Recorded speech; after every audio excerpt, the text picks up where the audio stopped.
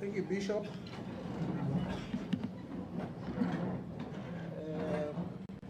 County Commissioner and the members, as we wait for the chief guest, I wish to ask the participants to proceed and take their tea and breakfast, for that matter, in an orderly manner. And then I think you can take your seat, take your meal, and come back to your occupants here where you are seated, because we shall be talking as we eat. So, County Commissioner and the High Table, I want to kindly ask you to lead the rest by taking your meal and coming back to your seats.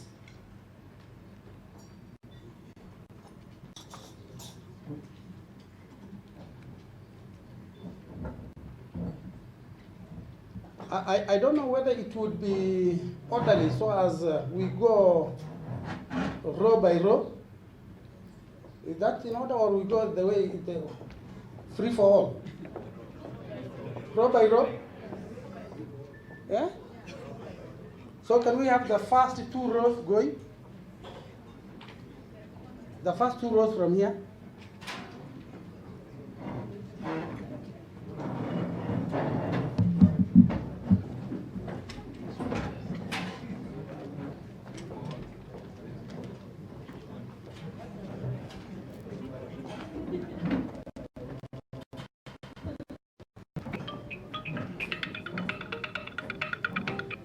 Haujaingia elementaita na suingie ndani.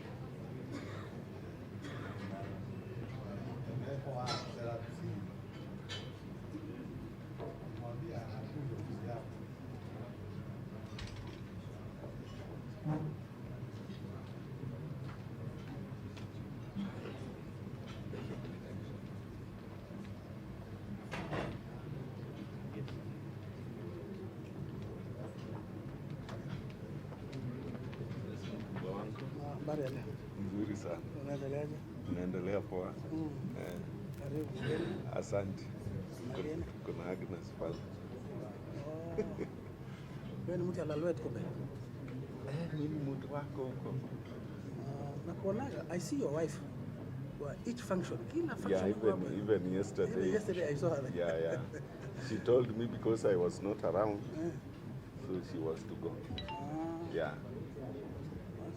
Ako active sana. Most of the activities. Yeah. Yeah.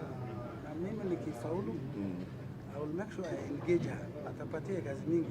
Yeah, she's very influential, especially to the women around. Ako very much influential. Okay, sir. Yeah. Tutainteract.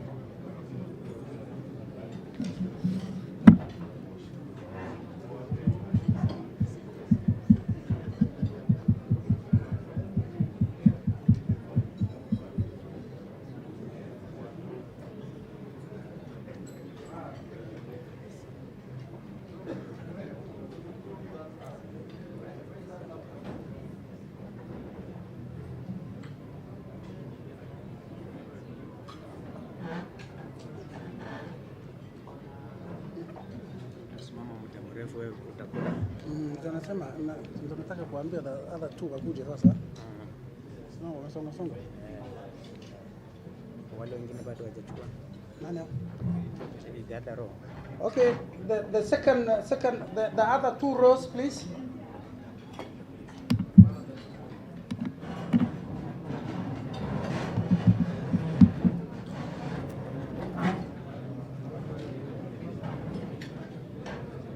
Violent extremism. Na vile vile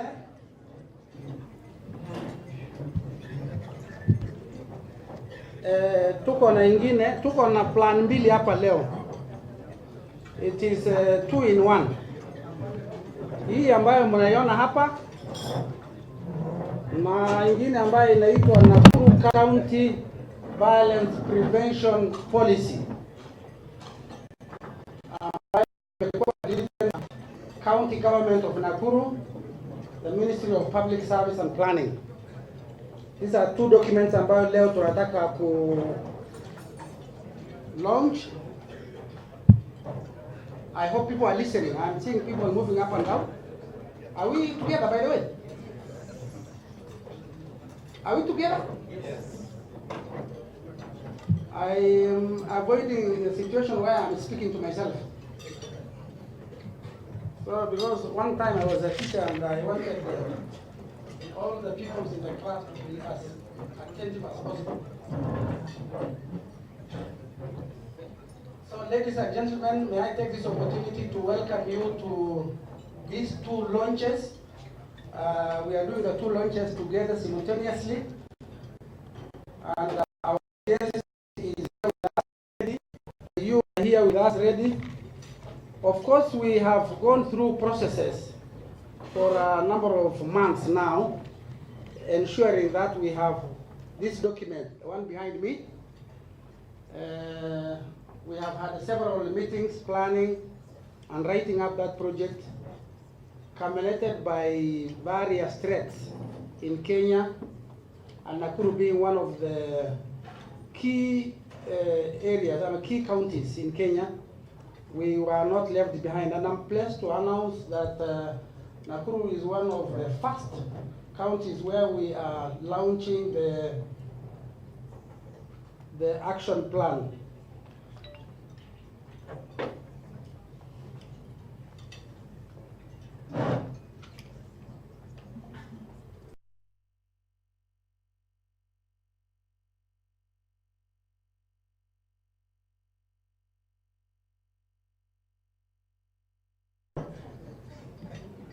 So may I go by way of introduction?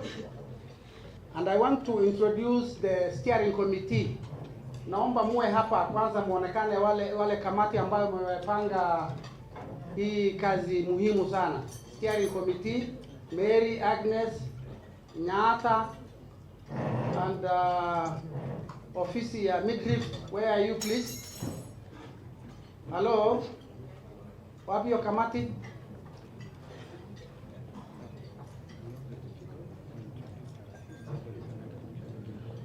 Thank you, Bwana MC, our Deputy Governor, our Regional Commissioner, who has, by grace of God, been led to this forum, and we appreciate his presence, although he is heading somewhere else.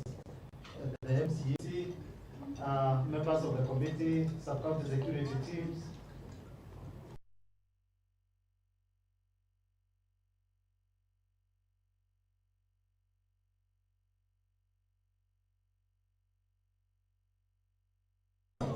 I want us to be happy this morning kwa sababu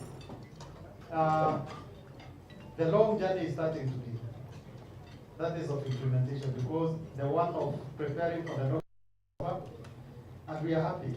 So we should really participate and be felt to be happy because the milestone is happening today.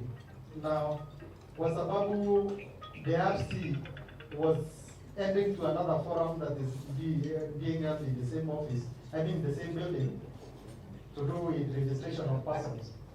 But by good luck, he was brought here because this is where most of his people are, although even those others is we are lucky to have him, and I'm sure you have not met him here in Nakuru. Are you happy to hear his voice? Yes. And now, I think we give a round of applause so that we can give him an opportunity to say hi. Thank you, sir.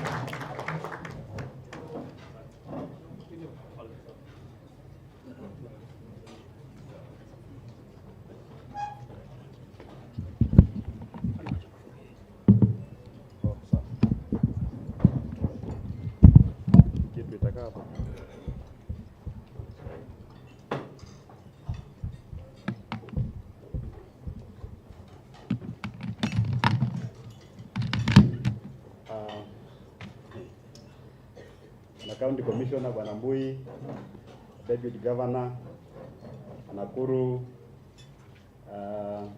the County Security Team, DCCs and your security teams, Honorable MCS, washikadau wengine katika hii sekta ya usalama, hamjambo. Mimi naitwa Natendea, ni Regional Commissioner wa Rift Valley. Nimekuwa ambushed kwa sababu nikikuja hapa nilikuwa naenda kufungua semina nyingine ya maofisa wa registration of persons ambayo katika hii hoteli. So yule amenileta hapa na pia alikuwa ameona kuna uniform nyingi hapa, akajua that is where I belong. But it also gives me an opportunity at least kusema jambo.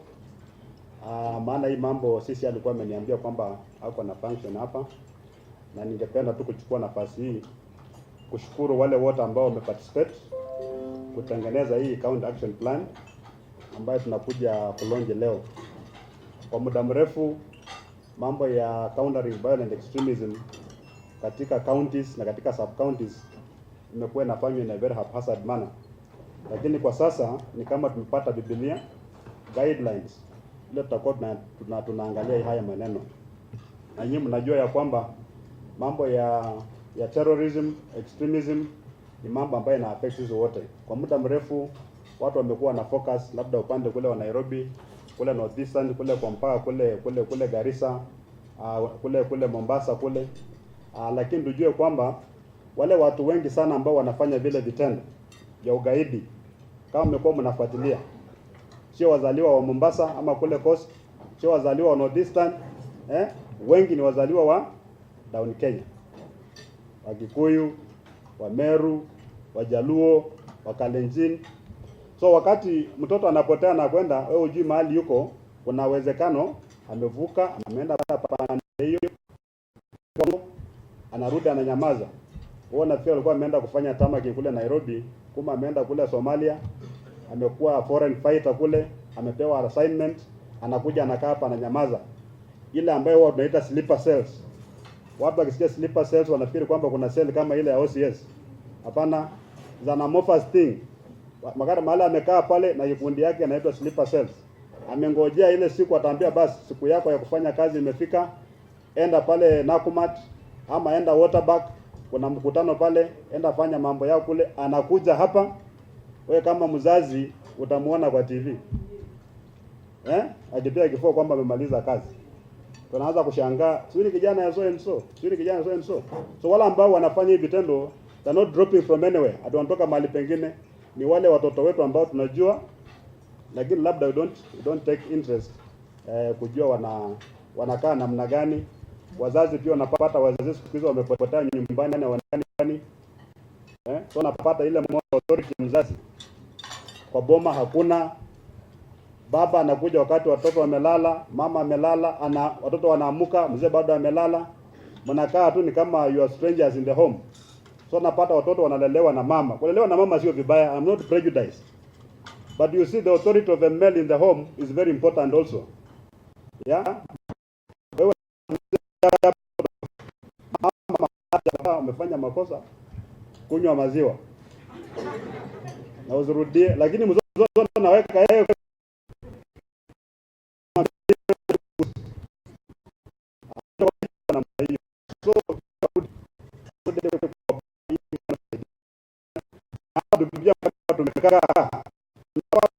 yule yule mtu ambaye uko naye kwa table unaassume pia amekuja hii maneno, hata hujamwambia hai, hata hujamsalimia, tunakaa tu.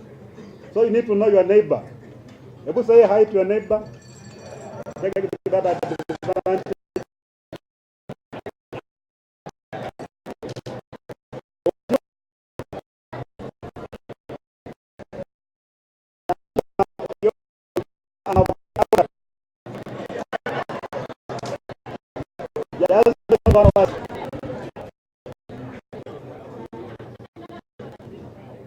So mimi nawashukuru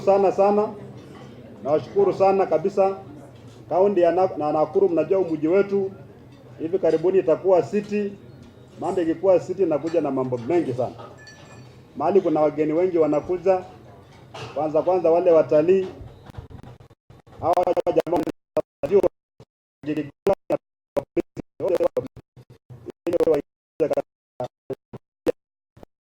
roho za watu. Kwa hivyo ningependa msimame ngangari kama Nakuru, the headquarters of the region. We must lead by example. In fact, tulichelewa kuunda hii kitu. Mimi wakati nilikuwa county commissioner huko Isiolo, hii kitu tuliunda kitambo sana na tukamaliza. And is being implemented seriously. In fact, juzi kuna DC na OCBD walipata gari imejaa explosives na magaidi ndani ya kijiji, na jamaa walikuwa wamenea kuja kupiga Nairobi. So watu wanafikiri labda DC na OCBD walikuwa wanatembea tu, then they stumbled upon that vehicle. Hapana, it was a very structured thing. At every particular time, pana kaa tu kwa ofisi unatembea, ukipata habari unaenda unaangalia. So it was in the course of that some hada amepiga simu, kuna gari huko kichakani, wanakuja wanaangalia. Kufika pale ile gari OCBD inasimama namna hii na miminiwa marisasi. Kwenda kuangalia that old vehicle yote, na hiyo vehicle iliendeshwa na DC for about 60 kilometers kutoka ndani ya kichaka mpaka headquarters kule Merit. He did not know that vehicle was wired with bombs everywhere. Hata ile kitu ambayo alikuwa amekalia ilikuwa na bombs. Ilikuwa imengojea tu detonator peke yake. So we are living in a very dangerous world.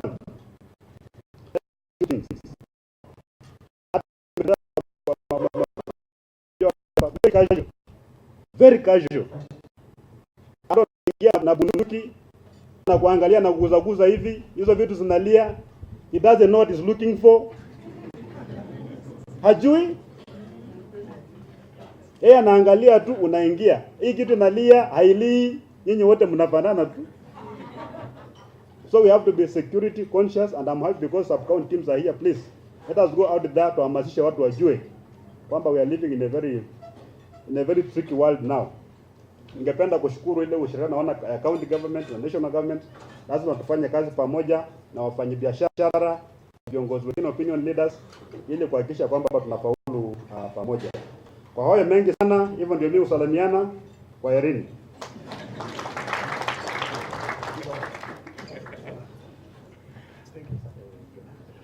Sasa tunaweza elekeza wewe. Haya, nafikiri bwana regional commissioner, nashukuru.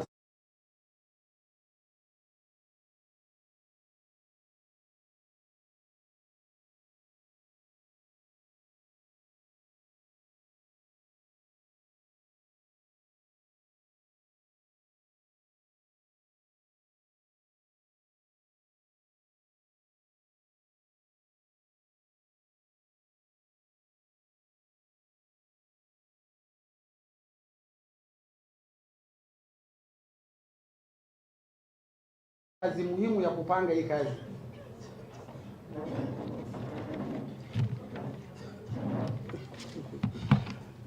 Okay, that is the team, Your Excellency.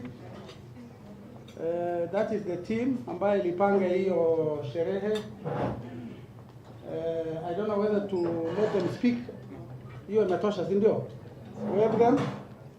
Asanteni sana. Walikuwa trained ambao ni wengi wako kwa forum to recognize that when you did the workshop together here. Wale ambayo nimeambiwa kuna watu ambayo walikuwa trained kwa hiyo workshop. Hebu inueni mkono ama msimame jameni. Are you there? Oh, they are not there. Okay, I want to ask For more introduction, I would ask my colleagues who are introduced. Of course, we have senior officers from the county government. Nitauliza Mwani ataintroduce you. Lakini the other participants, nitauliza wenzangu wa introduce. So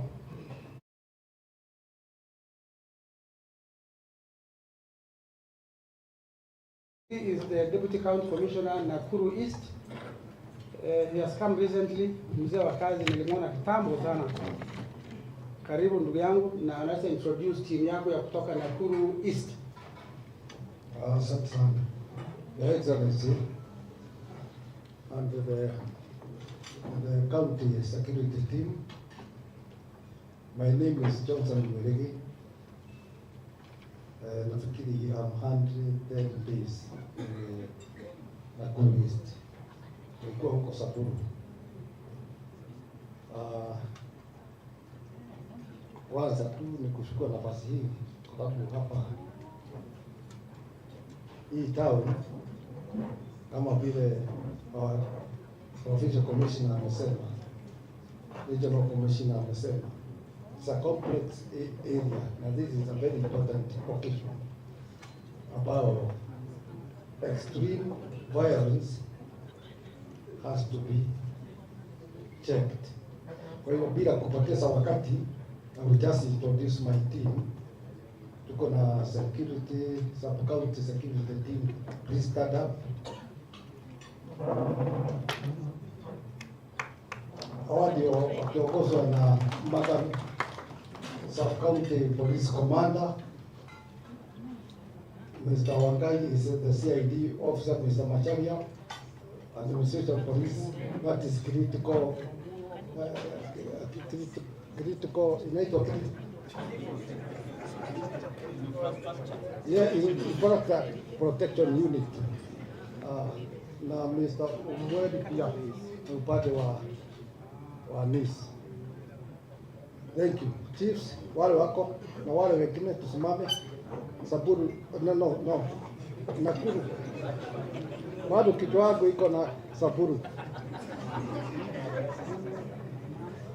Okay. Pale tuko na senior chief Lanet. Salamianeni hivyo. Haya, kwa Council of Elders, wazee wa ukoo tofauti ambao mlio hapa, hebu simameni. Okay. Tusalamianeni kwa hewa, sawa? Women leaders kutoka sehemu zozote ambao mtoka katika county, hebu msimame. All women leaders.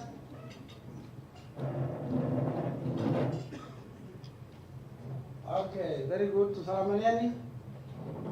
Youth groups, vijana, vikundi vya tofauti ya vijana.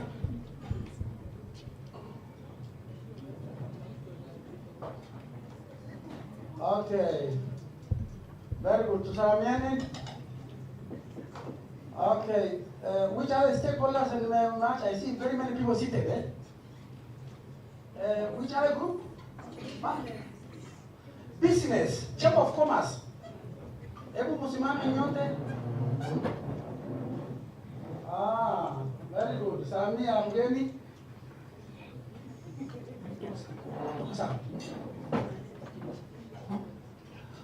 Okay, ministry from national government, ministry of employees of agriculture, serikali, ministries from national government. Education, I can see, very good. Youth, very good, thank you very much. Community based CBOs kutoka sehemu zozote katika county mlio hapa. Very good. I can see you. Very good. Community policing and nyumba kumi kutoka county mzima, wherever ambayo umetoka, kama ni wa west, ni wa east, ni wa all of you. Okay, msalimie mgeni mheshimiwa. Okay. Very good. NGO, civil society, civil society, media, you are with us. Muko na sisi? Wapi for the state? Are you with us? I don't see you. Ah. Whether you are mzungu or kipka ama you're all here, well represented. So my colleagues, please, mnaweza simama, maybe introduce team yenu ya security. Oh, security agent tafadhali. DCCs na team yenu ya security at one go. Sitakuwa sawa hivyo? Itakuwa sawa ama si sawa? Hivyo ni sawa? Ah, very good. Thank you, msalamiane, asanteni sana. County. County mtawachia Mwania? Ama aje? So, lakini ni please do it. Thank you, DG and County Commissioner. We have several officers from the county government. Please stand. We have 2 CECs. We have a chief officer somewhere, and other officer directors and the rest. Please stand. The support administrators and everybody else. We have chief officer, youth. We have our directors, communication, CC, education, CC, social services, support and means, and many other officers, security officers. I can see them. Thanks a lot for coming. Thank you. Okay. Nafikiri tumemaliza, mkikubaliana na mimi ama na ninaona wengine wanasimama, sijui umekosa viti ama nikupenda kwao. Nikupenda kwao? Na media kazi yao ni kusimama ama wanaweza kaa? Oh, hiyo ni choice yao. So mimi ningetaka nichukue nafasi hii niseme kwamba tunaweza anza, and by the way nafikiri ni muhimu muelewe tuko hapa kwa sababu gani, na regional commissioner aliongea juu ya hii mambo kwa ufupi, na kwa hivyo tusije tukaona tuko katika strange function, na ili tupate kiini some basic facts ambayo tunatarajia, ningependa kukaribisha Agnes Mwamburi, just a brief introduction kidogo aje aseme, alafu ndio tuendelee tafadhali. Na iwe as brief as possible. Thank you, sir. Oh, nimekunyang'anya mic. Yeah, really. All protocol observed. My name is Agnes Mwamburi. I come from the civil society. I'm a peace builder. Today we are launching our CAP. We have worked hard, all of us, trying to put this document to a readable document. So today is the launch. Our journey started by discovering that we have an issue of insecurity, and we dreamt about it. So we sat down to design, and now we are delivering the document to the general public. So we mapped in discovering, we were able to map Nakuru County in context by identifying potential issues that make it prone to terrorism attack. We identified strengths, weaknesses, opportunities, and threats of Nakuru County, and to prevent counter-violence extremism. Our dream, we had a dream team which developed strategies to build on strength, eliminate the weaknesses, explore the opportunities, and mitigate the threats. We prioritized 5 pillars as the key action areas for Nakuru. We defined and elected the Nakuru County CV Engagement Forum. Our prioritized pillars for Nakuru County are 1, economic, 2, political, 3, education, 4, ideological, 5, media, and online.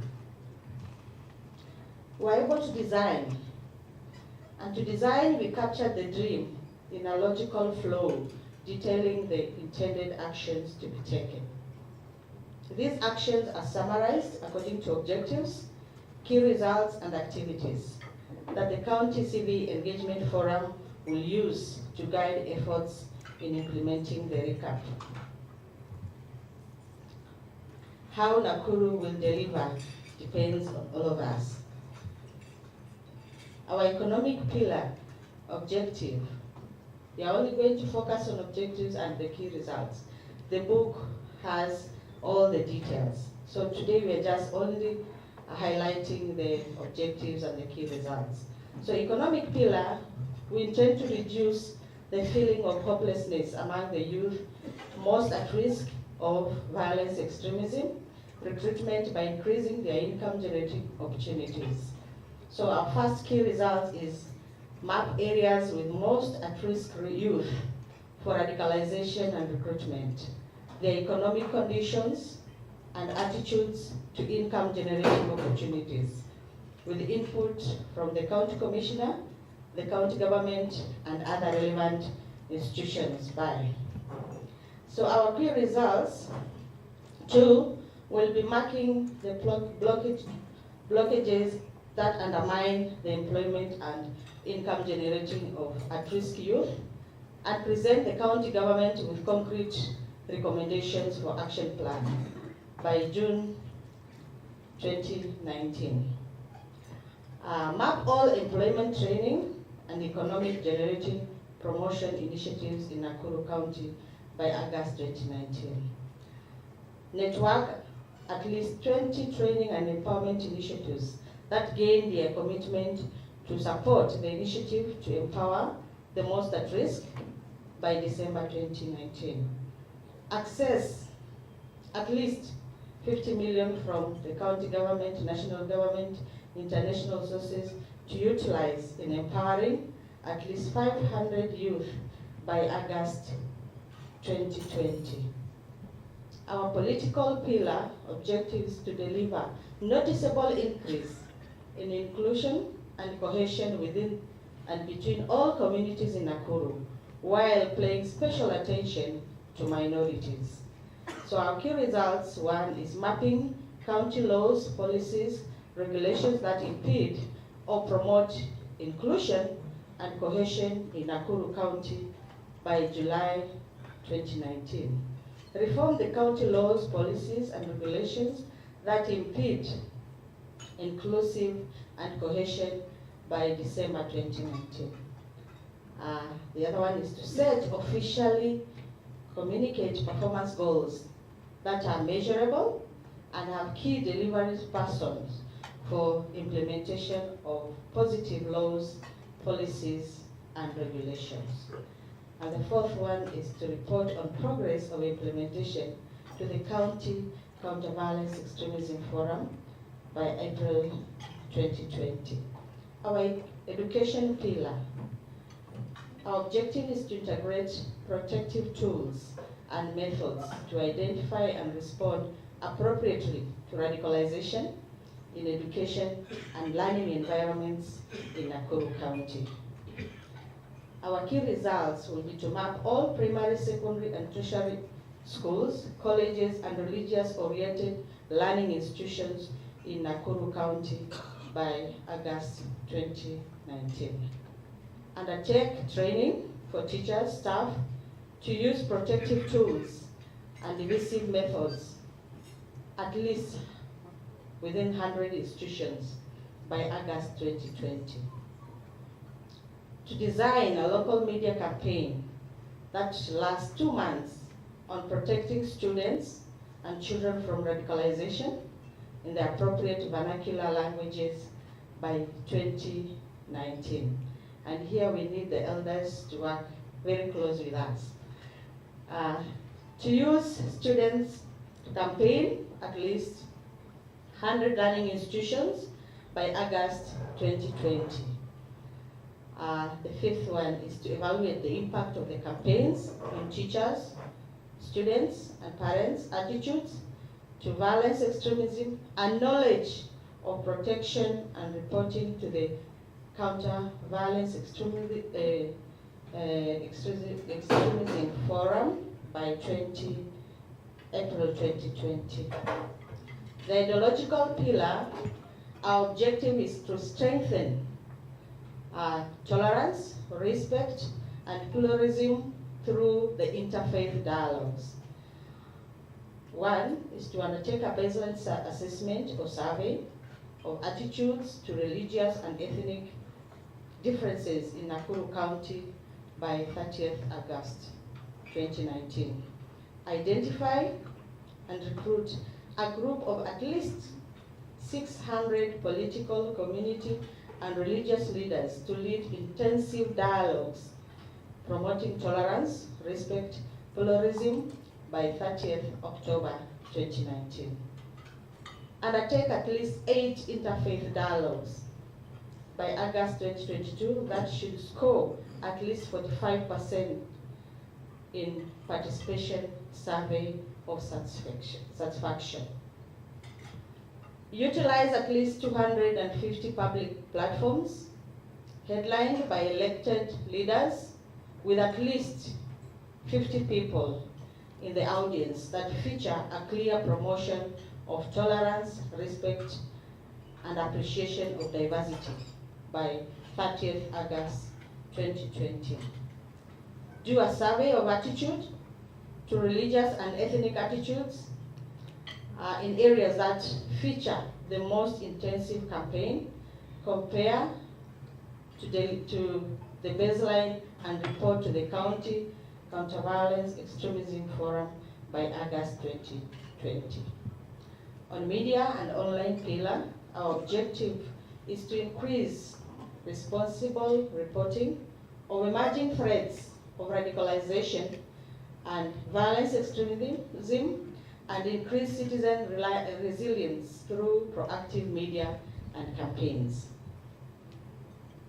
The key results is to develop at least 200 media and social media friendly materials to inform and empower citizens on the dangers of violence extremism and their role in combating it, and share them with the County Counter-Violence Extremism Forum by October 2019. Form and undertake 24 media campaigns featuring narratives that counter violence extremism and radicalization in a way that communicates with the intended audience by 2020 August. Establish guidelines to guide media in disseminating information on prevention and countering violence extremism by September 2019.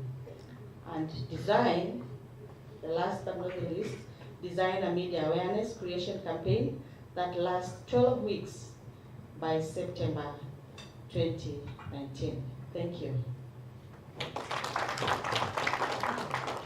Very good. Another clap for her. She has tried, isn't it? Okay, may I ask Mwania? Am I right?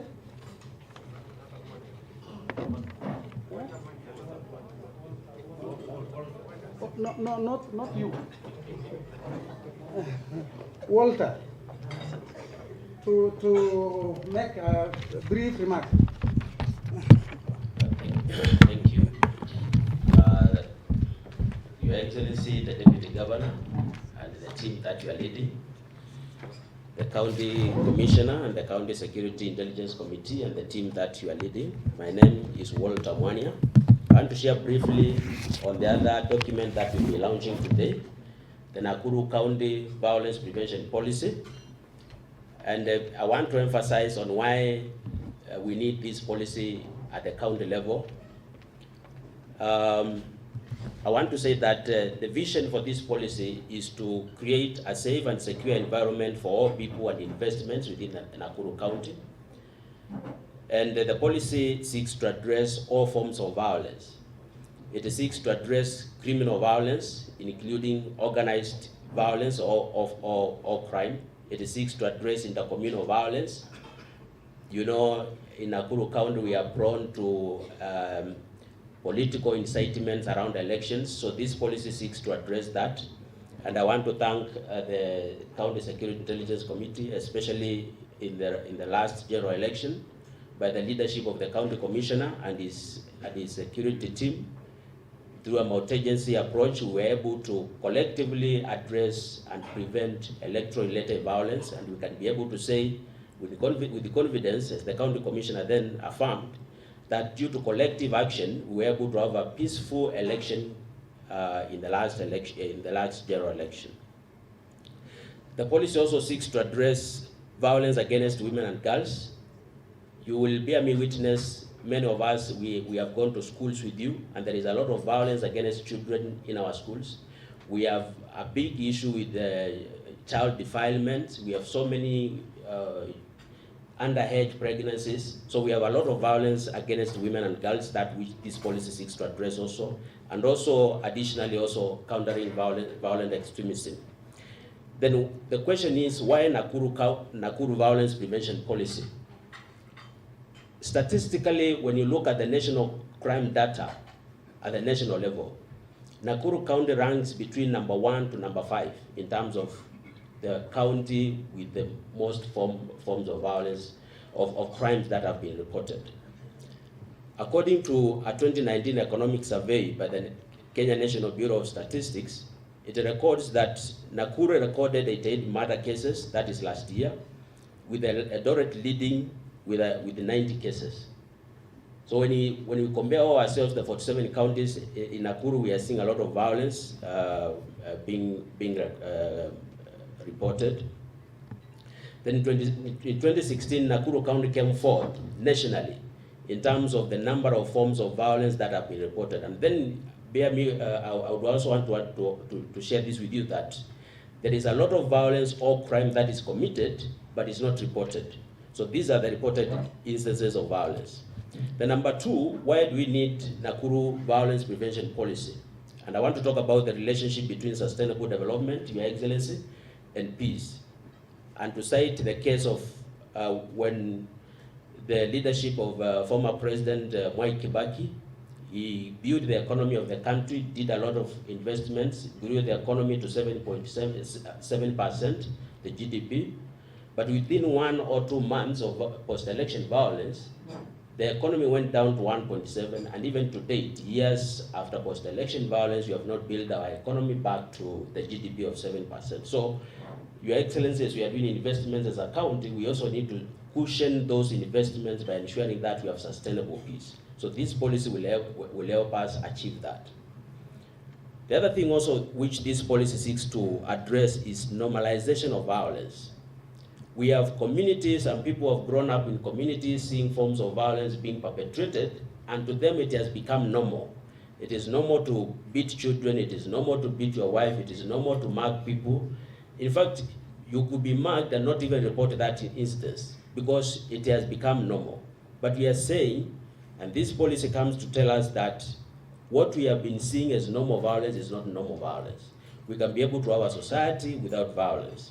And as I'm speaking, today, whereas our prisons are having inmates beyond their capacities, Netherlands is closing down its prisons and telling other nations, can you bring your inmates, we hold them for you, so that our buildings do not go bigger. So what can we learn from that in terms of changing the mindset about violence and the culture of violence? The other thing also, why we need Nakuru violence prevention policy. The policy talks about and emphasizes in the sectoral approach to violence prevention. Remember, here we are talking about preventing violence before it occurs. Because when you look at the cost of violence, once we begin addressing violence once it has occurred, we are incurring a lot of medical costs. A woman who was running a business, if she has been victimized, maybe she has been raped, the psychological effect of that, she may even end up losing that investment. The workers are working under. So basically what we are saying here is, all of us as stakeholders in Nakuru County, the national government, the county government, religious institutions, civil society organizations, all of us have an interest to seeing a peaceful and safe and secure neighborhood and community. So all of us, what we chose as civil society organizations who were part of this process is, having being a human rights organization, Your Excellency, we decided not to use a human rights-based approach, but to collaborate with government, such that if you have an issue with your office or the office of the county commissioner, we can walk into that office and in confidence share some of the concerns that we have. So basically what we are saying is we need the private sector to come in and to support this initiative. We need the business community, the religious institutions, because there's a study that we did and we're asking people, whom do you trust most? And religious institutions we are leading as the institution that people trust most. So we need all these stakeholders to come together for the sake of collaboration and collective action in violence prevention.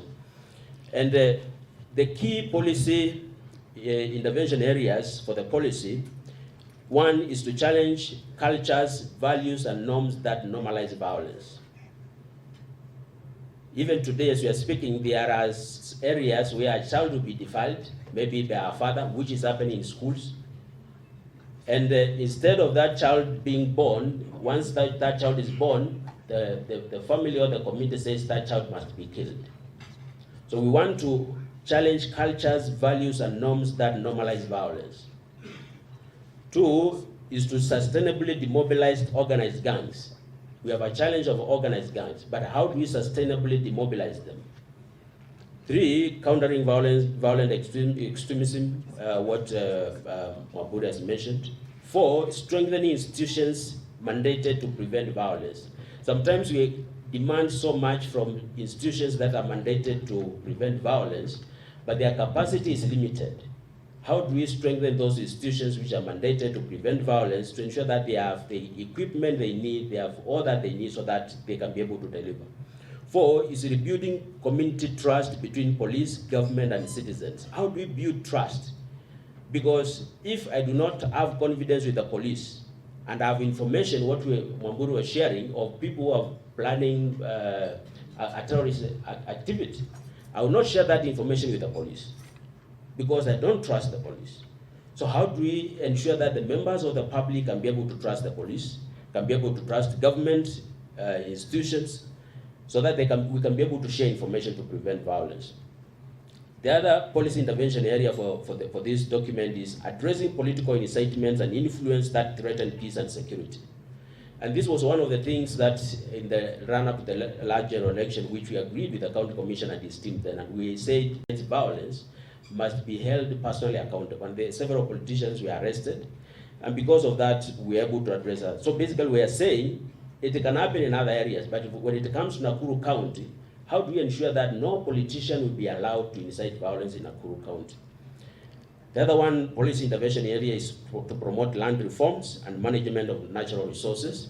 And the last one is improving reporting of violence and use of data for violence-based interventions. And on this, Your Excellency, we have developed a violence observatory in Nakuru County, whereby we are saying, can we all of us share data in terms of the violence instances that are reported, so that we can all of us get to know the magnitude of the issues that we are dealing with.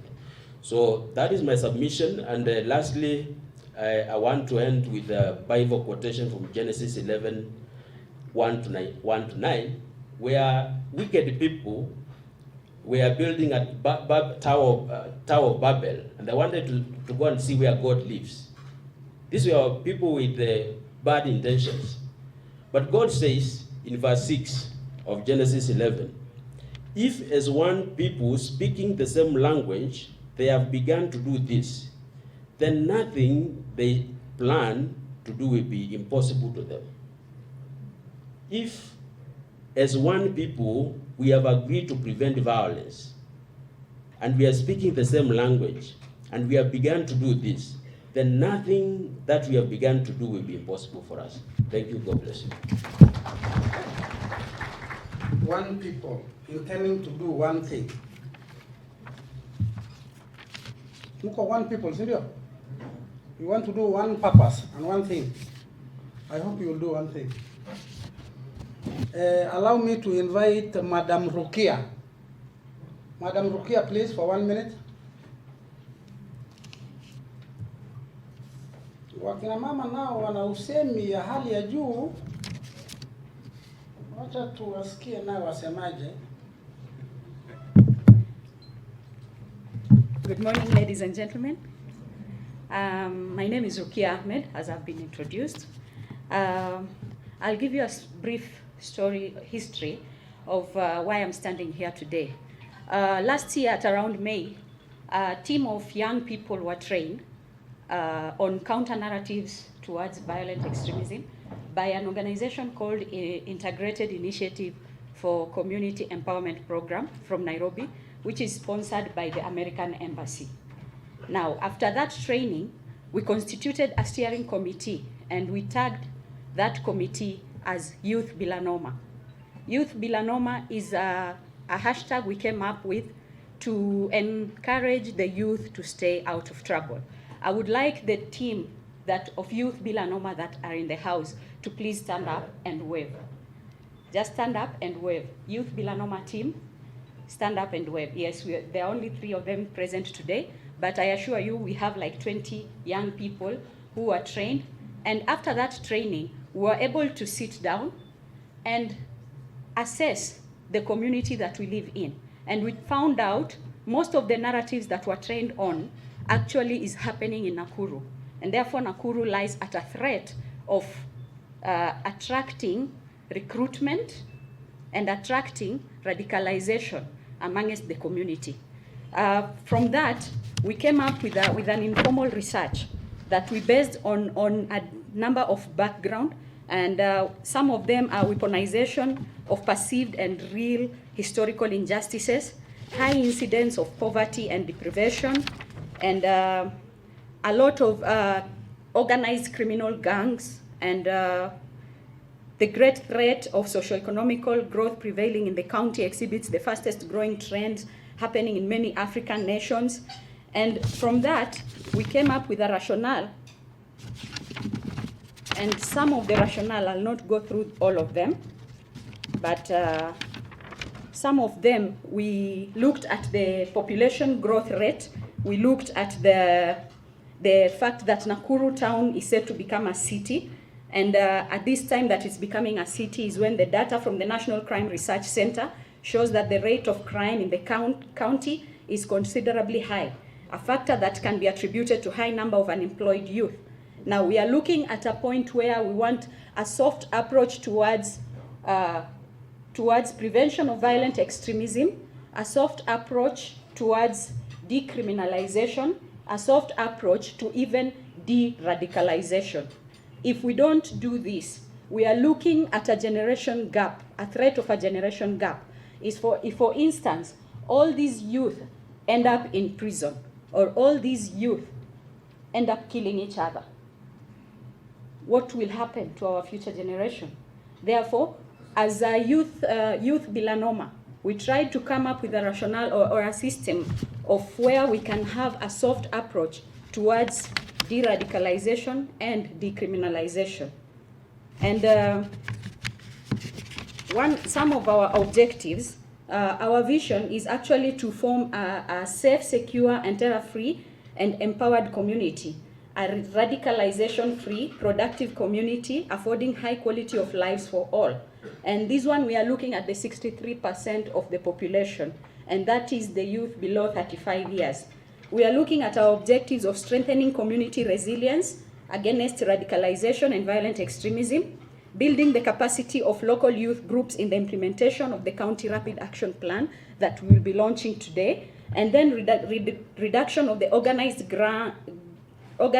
gangs and crime rates, and reduction of unemployment levels among the young people. And also we are looking at reduction of drugs and substance abuse. Now, those are just some of the objectives that we came up with. I'm given a very short time. I cannot go through all of them, but according to our research, we were very careful to have an alignment with the relevant national and international development agendas. The project of this project of Youth Bilanoma is actually intricately tied to the Sustainable Development Goals number 8 and number 1, that is decent work and economic growth, and sustainable cities and communities respectively. It aspires to improve the socio-economic well-being of the people by empowering them in a change of attitude that prevents the spread of radicalization, hence contributing to the well-being of the people. By making urban areas and towns in Nakuru inclusive, safe, resilient, and sustainable, some of the concerns favorable to the advancement of radicalization will be addressed. At the national level, this youth-led initiative will attribute to the attainment of high quality of lives for the people as envisioned in the Vision 2030 and the President's Big Four agenda by affording Nakuru County a conducive environment for enterprises. The international and national development blueprints have been incorporated in the county's development plans, such as the county integrated development plans. Hence, the percolation of their benefits is expected to trickle down to the ward level, where local services are delivered closer to the people. The outputs and the outcomes that we are expecting is that we will have a strengthened community that is resilient against radicalization and violent extremism. Then we shall have the County Rapid Action Plan and the CVE plan implemented.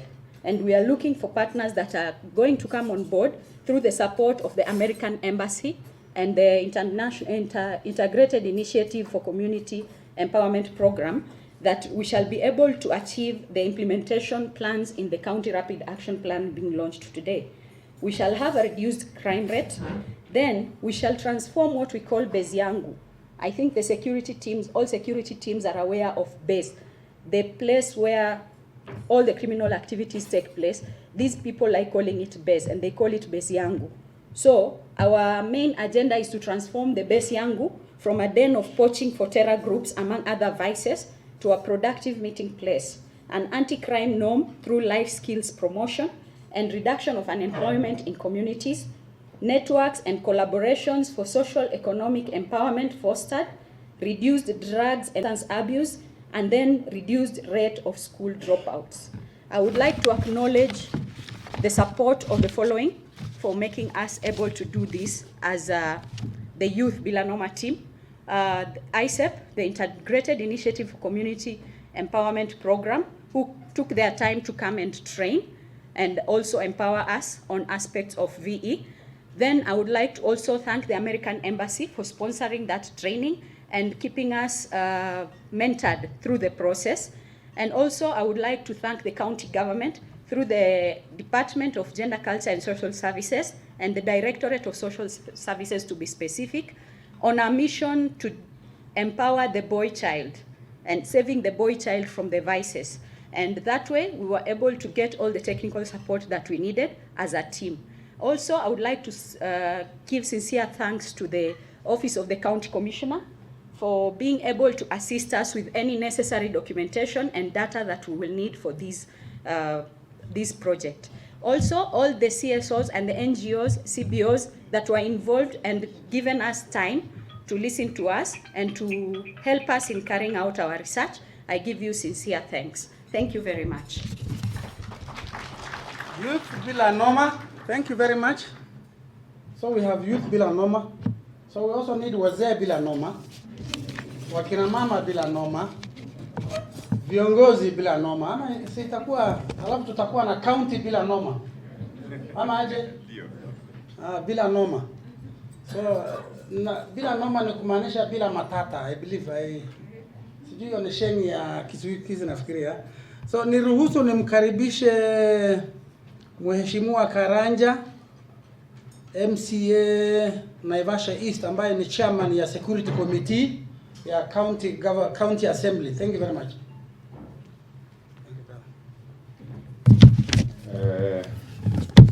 Nafikiria DG ametoka kidogo, DG Bwana Mwania, ofisi yote, wale ambao wanahusika na usalama hapa, wananchi wa Nakuru, hamujambo? Hamujambo. Mimi kwa majina naitwa Karanja wa Boy wa Mariamu, watu wananiita mtoto ya single mother. Na mimi ni chairman wa committee ya Security and Governance katika County Assembly.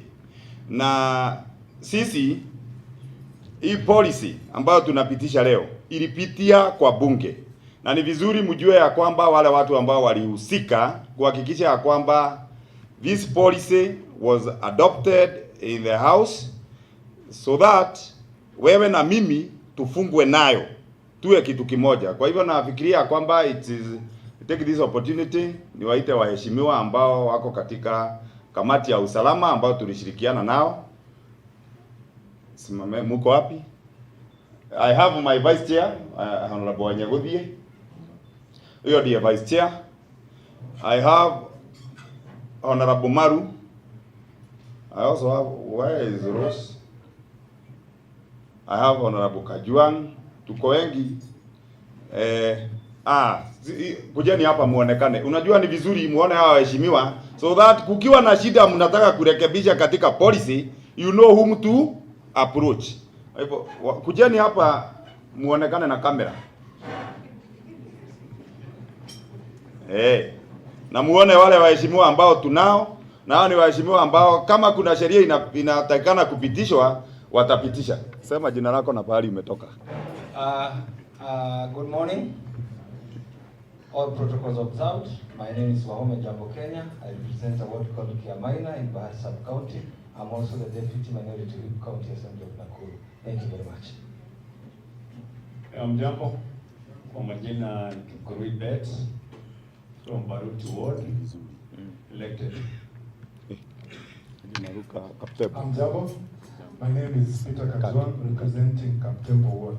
Thank you. Praise God. Peter Njoroge Nyagodhi, but najulikana kama Wanyagodhi, CA Biashara Ward, and also the Vice Chair for Security. Thank you. Okay, jambo nyote. Kwa majina naitwa Rachel Maru, natoka upande wa Molo Ward. Mimi ni nominated. Mimi ni member wa committee ya security. At the same time, I'm a member of Kenya Red Cross. Asante. Hamjambo nyote. Hamjambo. Ya kwa majina naitwa Rose Gathoni Njoroge kutoka Gilgil. I've been nominated by the Jubilee Party and I'm a member of the security committee. Asante. Hamjambo. Naitwa Langat Paul na wakilisha Kapkures. Asante. Situwapigie makofi. Hawa watu hatukuwa tunalala. Tukishirikiana na Midri. Tumefanya hii kazi mpaka tukahakikisha kwamba the policy that we are having today imepitishwa. One of the things that tulikuwa tunaangalia, unajua kuna adage inasema prevention is better than what? Than cure. Lakini sisi watu hugoja paka violence iwe. Violence ikishakuwa unaona polisi na maroli. Maroli hata mengine hujawahi kuona miaka. Unakuja unaona ya kwamba tear gas. Unaona ya kwamba marugu ya majebe na kwako jebe halina mpindi. Unaona kila aina ya silaha na zote when you cost them si ni pesa. Unasikia ya kwamba wizara ambayo inatumia pesa nyingi sana ni gani? Ni agriculture ama ni security? Ni security. Na hiyo security hizo pesa zote tunatumia zini kununua unaona petroli, kuzurura nini. So tukaona ya kwamba hii policy if we can convert hii mambo yote tunatumia, and by that particular time unaona hata NGOs zingine ambao hujawahi sikia zote zimekuja, wengine na blanketi, wengine na vikombe.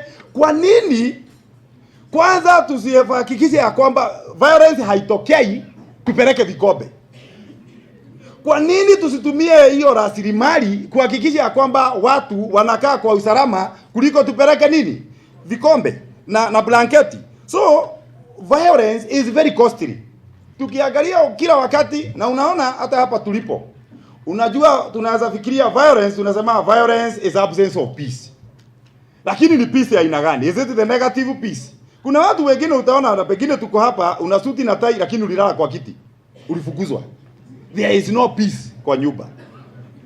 Kuna watu ambao tuko hapa na familia yako, watoto ni drugs na kila, so you don't have peace. Unaona mtu anajiogelesha kwa barabara, unafikiria kwamba ana plani kununua ploti lakini ana plani kupotea nyumbani. The reason being the person is not peaceful. So these are some of the things that tuliangalia kwa hiyo draft. Tukaona ya kwamba other than using a lot of resources, bringing a lot of NGOs, bringing a lot of international interventions, kuhakikisha ya kwamba tunapigana na ila mambo iko. Bona tusiweke hizi pesa kuhakikisha ya kwamba tuna counter violence. Na kuhakikisha tuna counter violence, why we did pass this one, tulisema ya kwamba why not use these resources first of all. Kama community mbili zilikuwa zinapigana, bona tusianzishe michezo hapo. Kama community A na community B zilikuwa zinapigana, kuna uhasama, bona tusianzishe kwa mfano buru fighting. Kila watu walete buru yao na buru yao inapigana kwa niaba ya watu.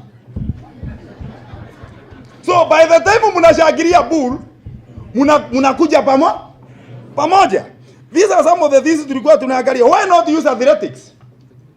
Mnaleta watu wenu, tunashindana kwa uwanja. Tukishindwa hivyo, wewe ukiona una nguvu, kwa familia wewe una nguvu na huyu ana nguvu, mbona tusiweke wrestling? Akuwe na referee. So these are some of the things tulikuwa tunaangalia ya kwamba tukiweka mambo haya kwa pamoja. Then tukaangalia watu wanapigana kwa sababu ya mashamba. Lakini ukiangalia watu hata mashamba ile wanapigana hawalimi. Lakini unapigana kwa sababu uliambiwa ya kwamba ili ujulikane wewe ni mwanasiasa hatari lazima uwe na eka 100. So tunasema why don't we remove pressure kwa land kwa kuhakikisha ya kwamba hawa watu wamepata business ambayo itawezesha kupotea kwa land. Ukija hapa uanzije unapewa tu kibada kadogo. You make a lot of money na wale mko hapa town kwa sababu mko hapa. Si kuna mtu anakaa karibu pengine nyumba ya ghorofa hapa kwa stairs hapa chini. And makes a lot of money than mtu anaeka 1000 na analiga huko kijijini. Na ukienda kulisha hapo vita inaanza. Analeta watu kutoka bali waje wapiga watu wasifanye nini? So how do we remove pressure kutoka kwa land by making sure that tunafunza watu business. Then tukasema ukiangalia kwa mfano sasa right now unapata vijana wamewekewa, vijana siku hizi wanakula majani mingi kuliko ng'ombe ya kukamuliwa. Sijui kama umeona hivi. Unakuta vijana wameweka inaitwa namna gani? Mugoka. Unaona mugoka mtu ameweka na ukipatia ng'ombe yako unaweza kamua lita 20. Huyu mtu amekula the whole day na hakamuliwi. So you get that na unaona hata security agents unapita hiyo, unapata watu wanakula miraa, unapata bagi siku hizi, kuvuta bagi ni kawaida. Na ukiona mtu anavuta bagi wewe na unaona huyu ni kijana unamwambia bwana asifiwe. Sasa atakwambia bwana asifiwe na bagi iko kwa kichwa. So these are some of the things tunasema ya kwamba tukishachukua vijana na tuwatoe kwa hiyo. Na tutawatoa namna gani kwa hiyo? Kuhakikisha ya kwamba vijana wako katika vikundi na tunawatoa kwa bagi. Ukienda umwambia atoke hata toka. The other thing tukasema in this policy religious groups. Wewe kama mzee wewe unachukua bibi yako, unachukua kama ni mzee bibi anakubebea Bible hii kubwa. Ya Bible hii kubwa ina translation. Na wewe unabeba Bible ya kiroho, mnaenda kanisani. Mnaacha watoto wenu wajiko na gadhoni kwa nyumba na internet na kila kitu. Mnawaacha hapo. Nani aliwaambia biguni ni kwa wazee? Ukaamua uache watoto wewe uende biguni kwa sababu ufalme wa wewe unaenda kutafuta ufalme wa biguni. Umeachia watoto watafute ufalme wa nini? So these are some of the things tunasema ya kwamba kama unaenda kanisani beba hata nani? Mtoto. So these are some of the things that will reduce violence kwa vijiji. Then reduce by so doing we are going to rebuild the community trust. Then tukasema polisi. Ukiona polisi kila mtu anaogopa. Tunasema sasa kuyaga na mashindano ya polisi na wananchi. Polisi wache buduki. Polisi wache rugu. Watu wakija aone ya kwamba amekibia bio ameshinda polisi, kesho atakupatia habari. Lakini kama mtu atakuwa anaona polisi, anaona an agent of violence that is not restricted by any law, unajua utaogopa. Kesho hata ukiwa na shida, utaenda kuambia polisi ya kwamba nimepata nini? Shida. Lakini tukiwa na polisi, and I think that's why polisi waliambiwa watoke kwa camp, waje waishi katika vijiji, unakodesha polisi. Ili hata ukiwa na nyumba yako unasema wako gobolithia for living. I think you will have more security kuliko mkae huko, polisi wanakaa kwa nchi yao na watu wenyeji wanakaa katika nini? Nchi yao. The last thing that tulimesema ya kwamba this policy baada ya kuhakikisha all those things, na hii ni mambo ambayo tunayo. Kwa hivyo we are trying to make sure that we simplify the policy. Iingie kwa kanisa, iingie kwa mosque, iingie kwa shule. Unapata hata watoto wanapigana kulingana na vile baba na mama walivyo. So that's why we were saying if this policy imeingia kila pahali na tuichallenge tukiwa huko, all this violence that we are talking about itakuwa. The last thing ambayo tutamaliza nayo ni tuwe kila mtu ambaye yuko hapa, si mnasema mnaenda biguni? Kwani mmenyamaza? Kuna pahali watu wanaenda biguni na bunduki. Mnaenda biguni na nini? Kwa kuamini na roho. Si ni kweli? So we also believe that kama sisi tunataka kujenga county hii yetu ya Nakuru, lazima pia tuwe religious. Na tuwe religious wa kweli, si wakora. By so doing, wewe huwezi piga mtu huyo na huwezi piga huyo, huwezi leta violence kwa sababu unajua ukipiga huyo umepiga mtu mfano ya Mungu. Na wewe ni nani upige Mungu? Tumemalizia hapo. 1 minute. We have been working with Honorable this document. Honorable Peter Bai ambaye ni daktari. Yeye ana PhD katika hili, mimi nina masters. Sasa aje dakika moja muone vile masters na degree zinafanya kazi kuhakikisha kwamba mnaishi bila silaha. And thank you so much. I'll be very brief, Bwana MC, Your Excellency, the Deputy Governor, CC, and your team. I can see the DCCs and the entire security team. Na wote ambao wamekuja hapa na wasalimu hamjambo. I'll be very brief. I'm a member for Kambazi, MCA, Dr. Peter Mbaye. Now, I'm a friend of the committee. That's how we work in the assembly. I'm a friend of the Security Committee and Governance. And my background is on peace and conflict. That's what I did at the PhD level. I have only 2 issues to share. Bwana CC, Your Excellency, this is a very solemn activity, and it's a start of a long journey. We talk about structures and forums and policies and all those kind of things. It is time to implement. Why? Because CC, Your Excellency, Nakuru County is among the top 3 counties out of 47 in all ways, and in some ways is leading. In terms of economic activities, in terms of centrality in the country, it's everything. As we think about the city and other things, many challenges are going to come. Your Excellency and the County Commissioner, one, as an assembly, what we are going to assure you is that we are going to be very deeply involved in legislation. We started with the policy. CC, very soon, we are going to come up with a bill on peace, again, something else similar to that. And very soon, already with the 2 we have here, if there's any other legislation needed, I know security is purely under the 4th schedule, it's purely a national government function. But by implementing or to operationalize the issue of security, we need the counties and we need the people in the counties. That's where we come in. That's where we took upon ourselves through the Midlift organization and others to pass the policy. Secondly, we are going any other legislation needed, policy or the law. We want to assure you we are going to work very hard. Some of us, we do this out of passion because we believe in security of this place where we were born. Number 2 is that as MCAs, we may not fit. I have seen the drafts we have gone through, and Midlift and other organizations, they have really insisted on putting MCAs in the structures. I want to say this, we may not literally fit in the formal structures because our work is oversight. But we want to assure you, you don't need to see us there to know that we are behind you. We will be able to work with you in the policy on prevention, on violence, on this other policy on terrorism. We are going to make sure that we fit. We are going to spend more hours trying to look at the implementation framework of all these so that they can work. Why? Because as members of the county assembly, we are 78, 55 elected and 23 nominated. We represent every village in this county.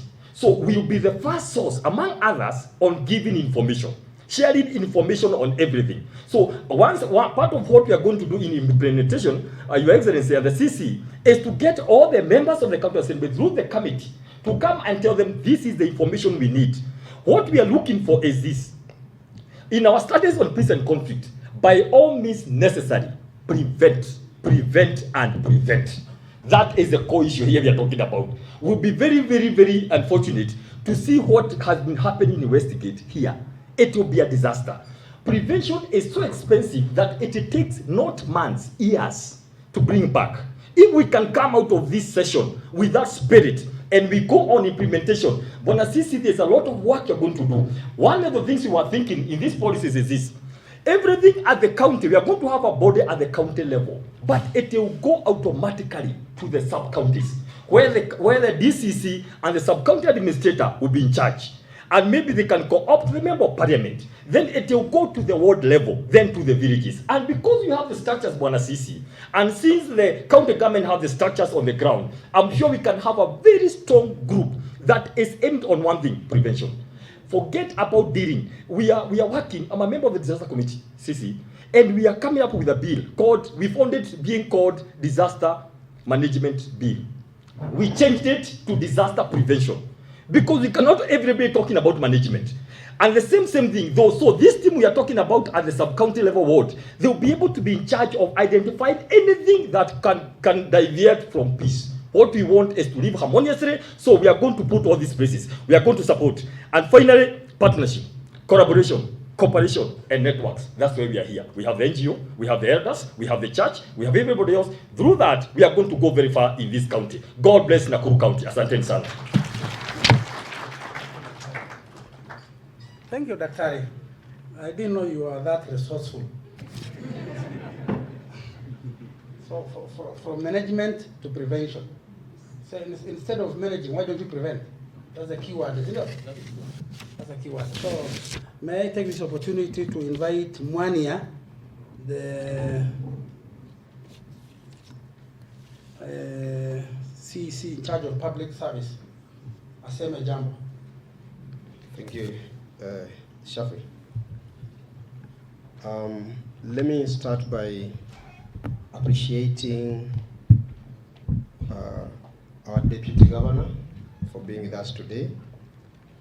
Let me also appreciate my two colleagues, the two CEC, CEC Education and CEC Sports, for being here today, the two CEOs, Chief Officer Youth Sports and the Chief Officer Public Service.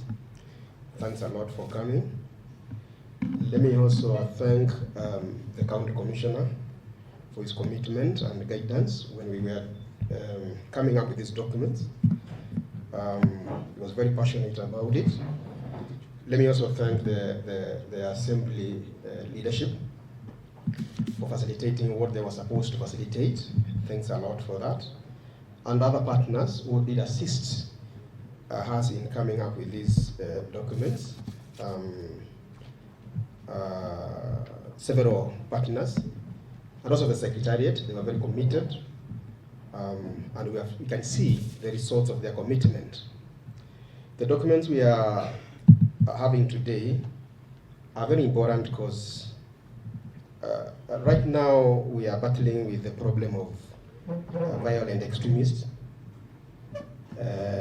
issues, and many of them target the youth. So you need to have a document where we can involve the youth in a better way, so that they can understand the effects of terrorism, the effects of violence, and be able to assist us in prevention.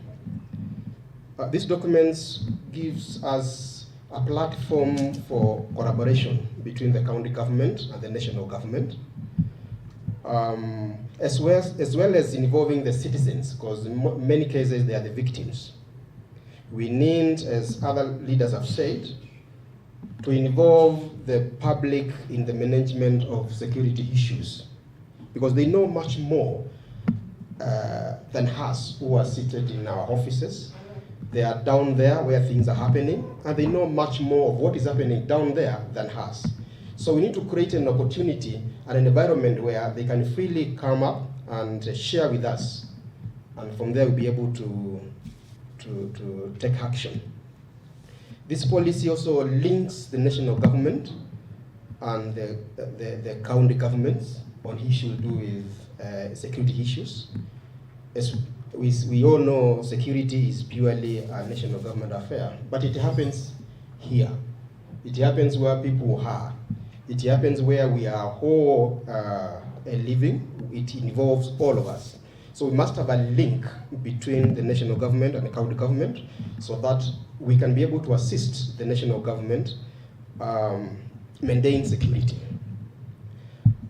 We will support the national government in issues to do with community policing and the Nyumba Kumi initiatives through our structures, the sub-county administrators and the village ward administrators and everybody else.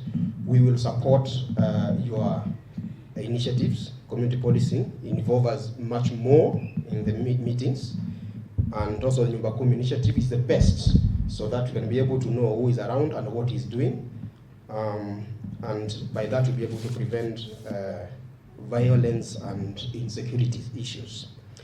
Lastly, we will also support frequent security assessments of our buildings and workplaces and everywhere else. Recently, we got a good report, a raft of measures on how to improve security in our buildings. I think it was done by the Deputy County Commissioner Nakuru East with his security team. They came everywhere. We got a good report. We are going to implement it so that we can ensure our workplaces are secure and safe. With those few remarks, let me say once again, thanks a lot for coming. This launch is a success because you are here. If you never came, it would not be a success. Thanks a lot, and may God bless you. Let me take this opportunity to welcome, to bring on board the County Commissioner to lead us from here henceforth. Thank you very much. Thank you very much. Thank you so much, Waziri Bwana Mwania, Your Excellency, the Deputy Governor, Nakuru County, our Able Security Committee at the County Assembly, led by the Able Chairman, Mheshimiwa Karanja, and all other honorable members of the County Assembly of Nakuru, the delegates who are here present today, not forgetting the committee that was involved in the drafting of this action plan, both the policy and the action plan, and all participants who are here today. Once more, good morning. Jambo tena. Nafikiri nilisema tu ni jambo la furaha kwamba leo tuko hapa tukisherehekea kuanzishwa kwa hii rapid action plan on preventing and countering violent extremism, and at the same time the policy that goes with it, as prepared by the County Assembly in conjunction with Midlift. Now, it's not a mean achievement, and maybe some would ask, why are we interested in having such a thing, and we've never had any reports or any action by terrorists within Nakuru. I think if we are good planners, you don't wait for it to happen. Waswahili wanasema mwenzako akinyolewa utie chako maji. Sasa wewe usipotia maji kwanza, unajua sasa wewe utanyolewa bila maji, na unajua hiyo inamaanisha nini? Utaumia. Imefanyika in the neighborhood, Nairobi severally, and Nakuru is not very far from Nairobi, and also there are various international interests around, and big government investments which are quite strategic within this area. And that's the reason why we can't wait. And for sure, as a policy of the government of Kenya today, each of the counties is supposed to come up with its own action plan. And this is supposed to be developed jointly between the two levels of governance, and also involvement of all stakeholders within the area. And I want to say that we have gotten overwhelming support from everybody. The civil societies, education institutions, religious organizations, the county government was deep in it, including the governor himself. He has attended quite a number of our meetings. And all this is for the security of this county. Now we are heading towards the city status, which comes with a lot of goodies. And this means that we'll be having massive investments in terms of government development within this town and the surrounding environment. At the same time, as we grow, also the complications of society set in. And definitely we have fertile grounds like organized criminal gangs. We know we have them. We've been fighting them here.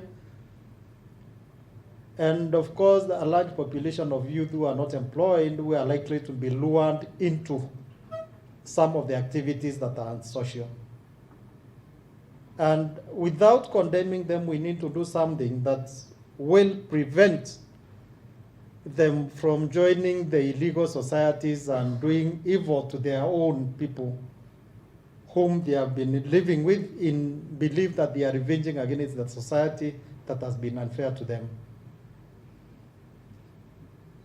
That's why the government is also running towards changing the education system, because things as they are today, we are training people with a lot of expectations of employment after completing education.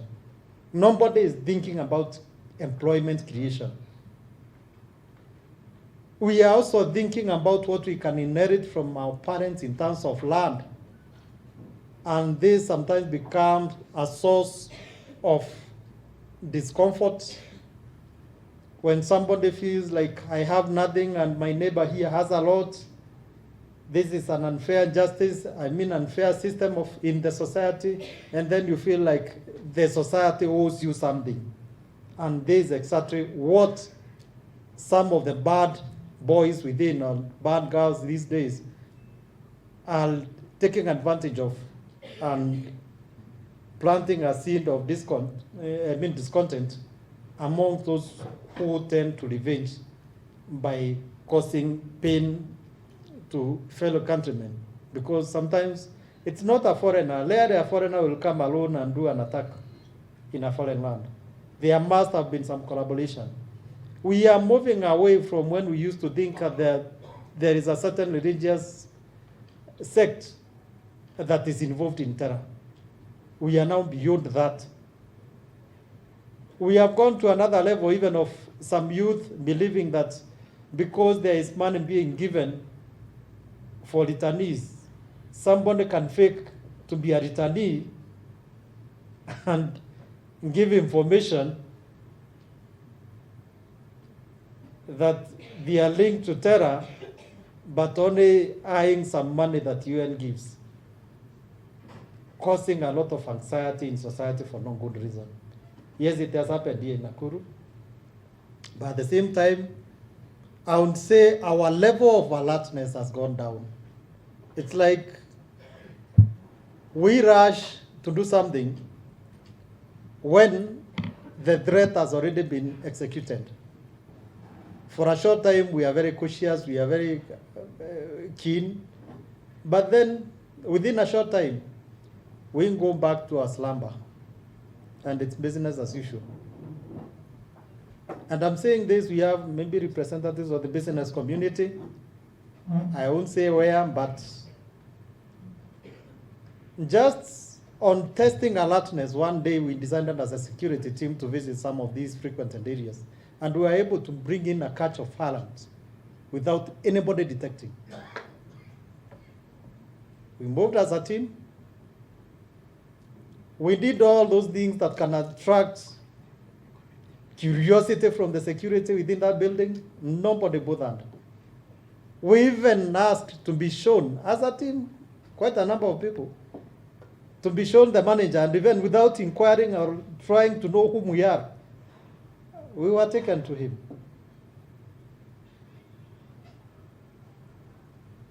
And at some level, somebody wondered, how did you people get up to here? Who are you? But because you have some mamas here, I think you are safe. I can see Koini looking at me because I think he was part of that team. Literally, they know the people they thought are the safest were the ones who are carrying the weapons.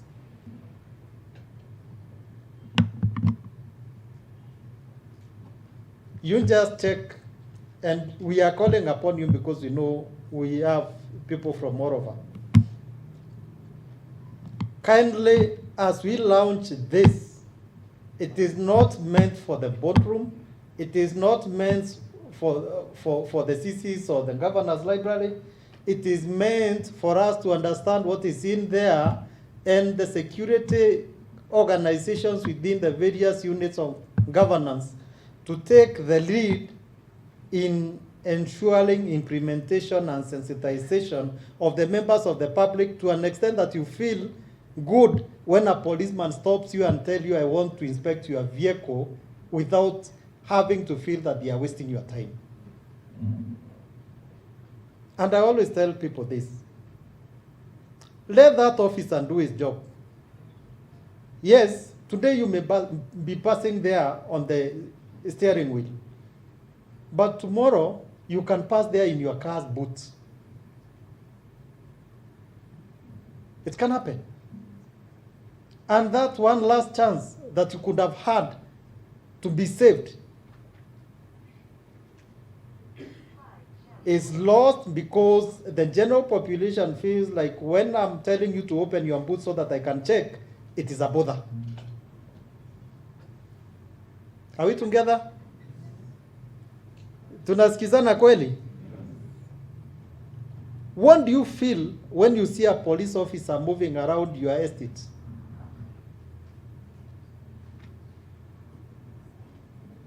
Do you feel like it's an intrusion? And you try to be friendly? As we are doing some reforms that we want to be more friendly to you, the civilian population, are you ready to embrace us? Are you ready to embrace us? Or you'll always see and associate us with brutality? We are long over with brutality. All that we do today is use reasonable force to enforce law when force has to be used. But under normal circumstances, we just talk and negotiate. And the process that we had here, you can bear me witness, it was not forced down your throat. Everybody gave their views, either as a group or individually. That was a representative of the population. The civil societies, the media, kindly help us carry the correct message, because this is a serious thing. We need to secure our country. And by making sure that Nakuru is safe, then we participate in a big way in ensuring that the country is safe. Religious institutions, not only Islamic, and I have to say this, it is not only the Islamic religion that is associated with this.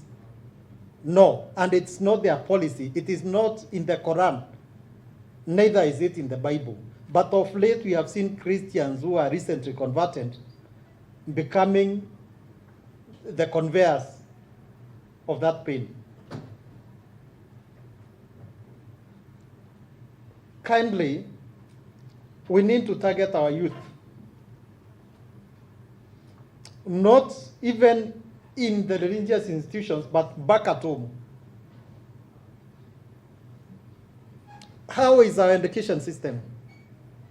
Do we spare some time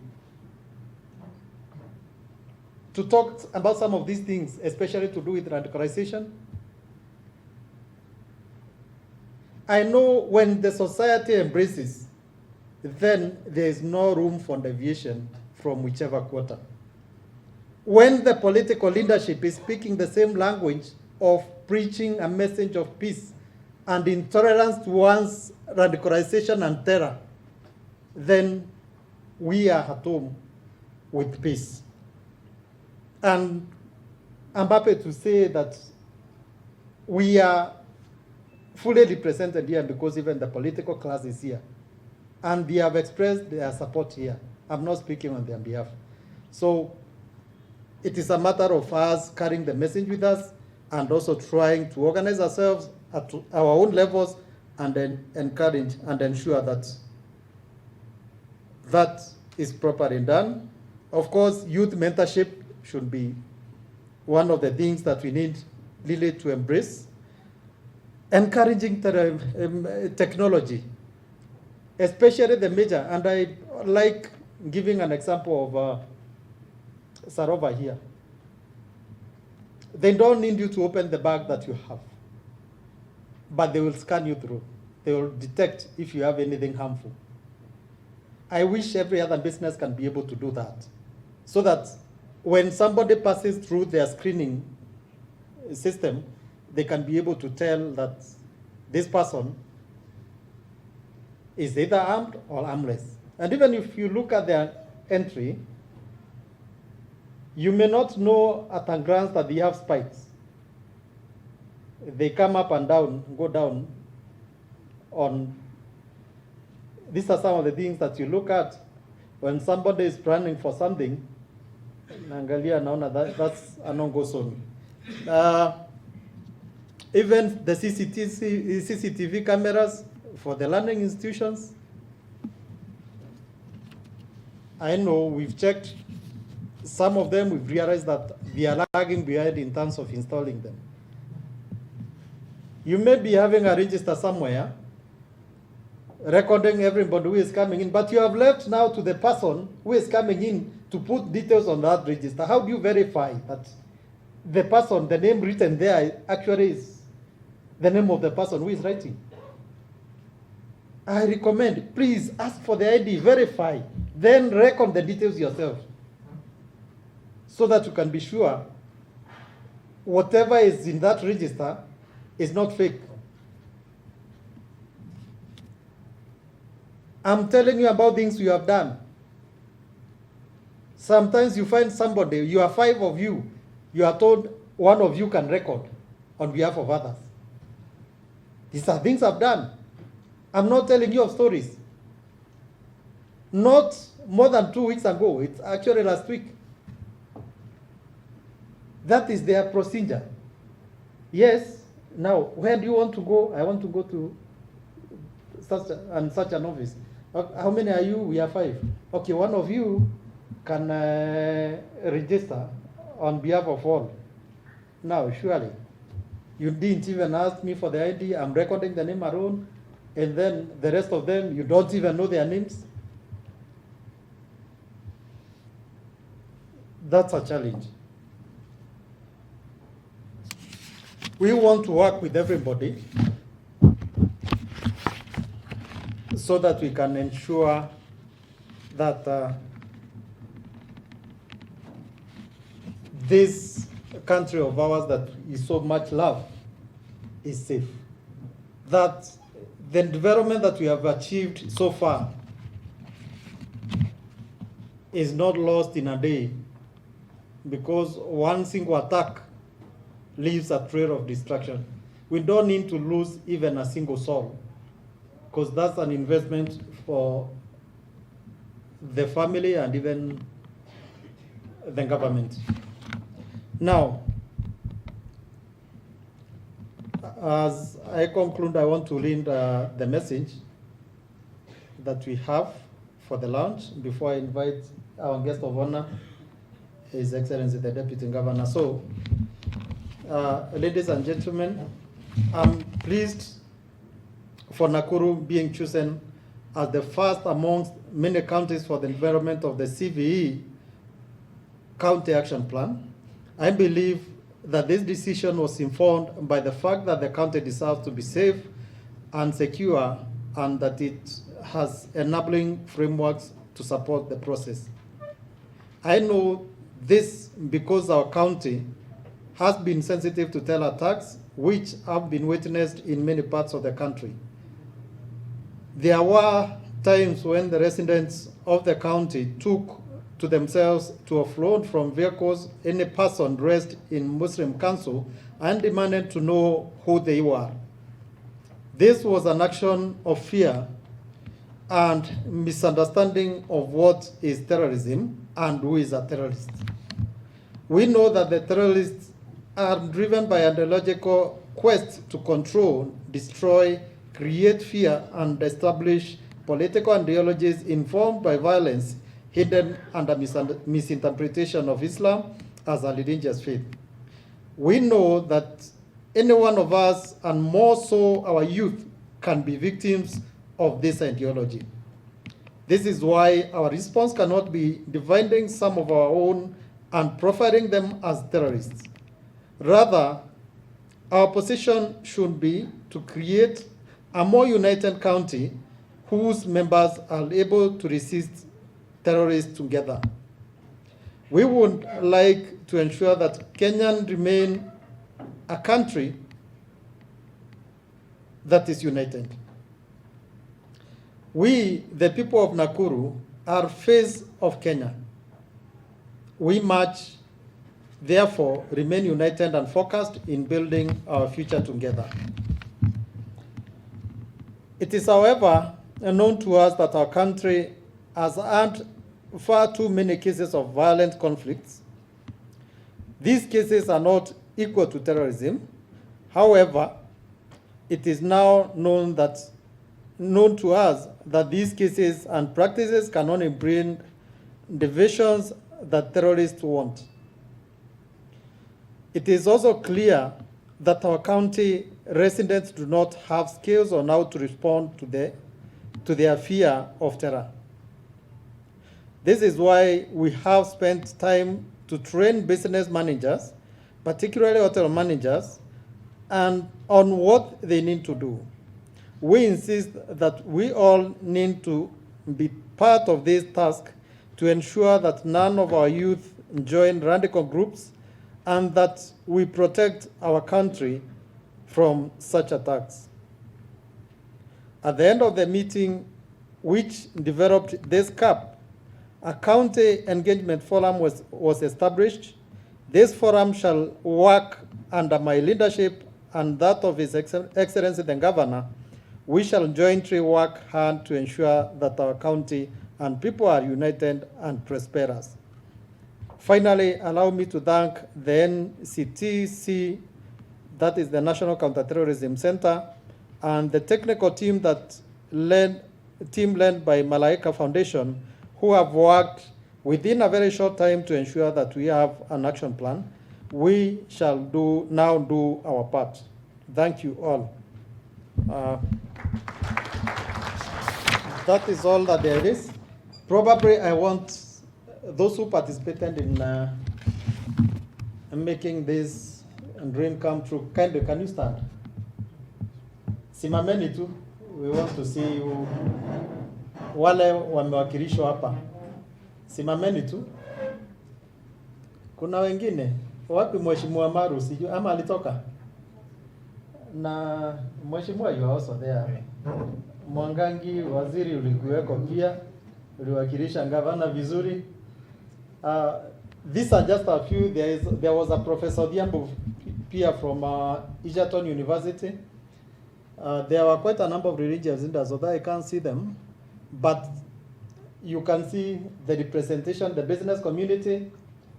Bwana Mugo is one of them. Political class, kuna Mheshimiwa, kuna county government was every represented, and not only Bwana Mwanya, but also quite a number of MCA, Nyagudi were there. The deputy speaker was also there for the two forums, for the 2 days forum. I think you can see that mmeonekana.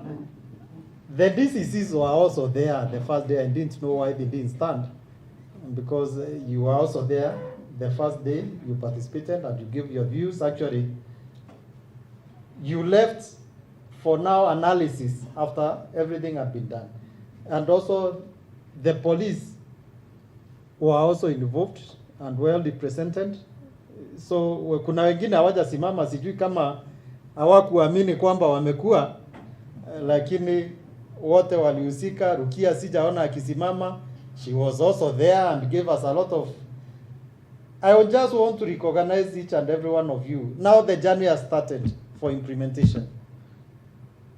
But more, I want to appreciate the office of the governor, to emphasize on that.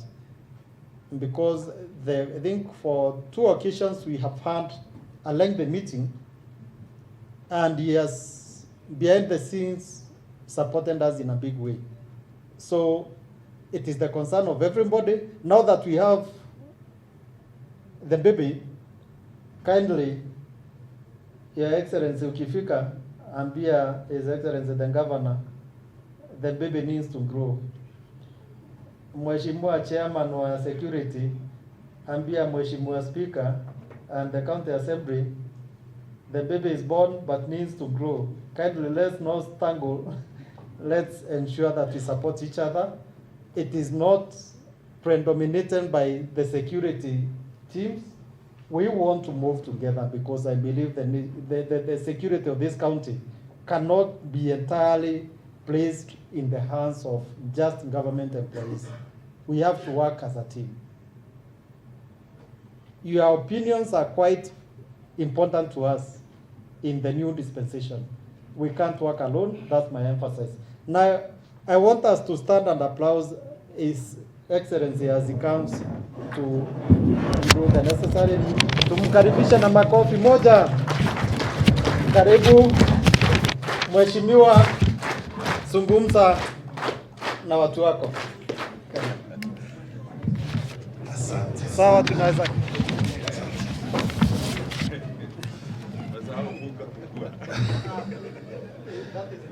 Asante sana, County Commissioner,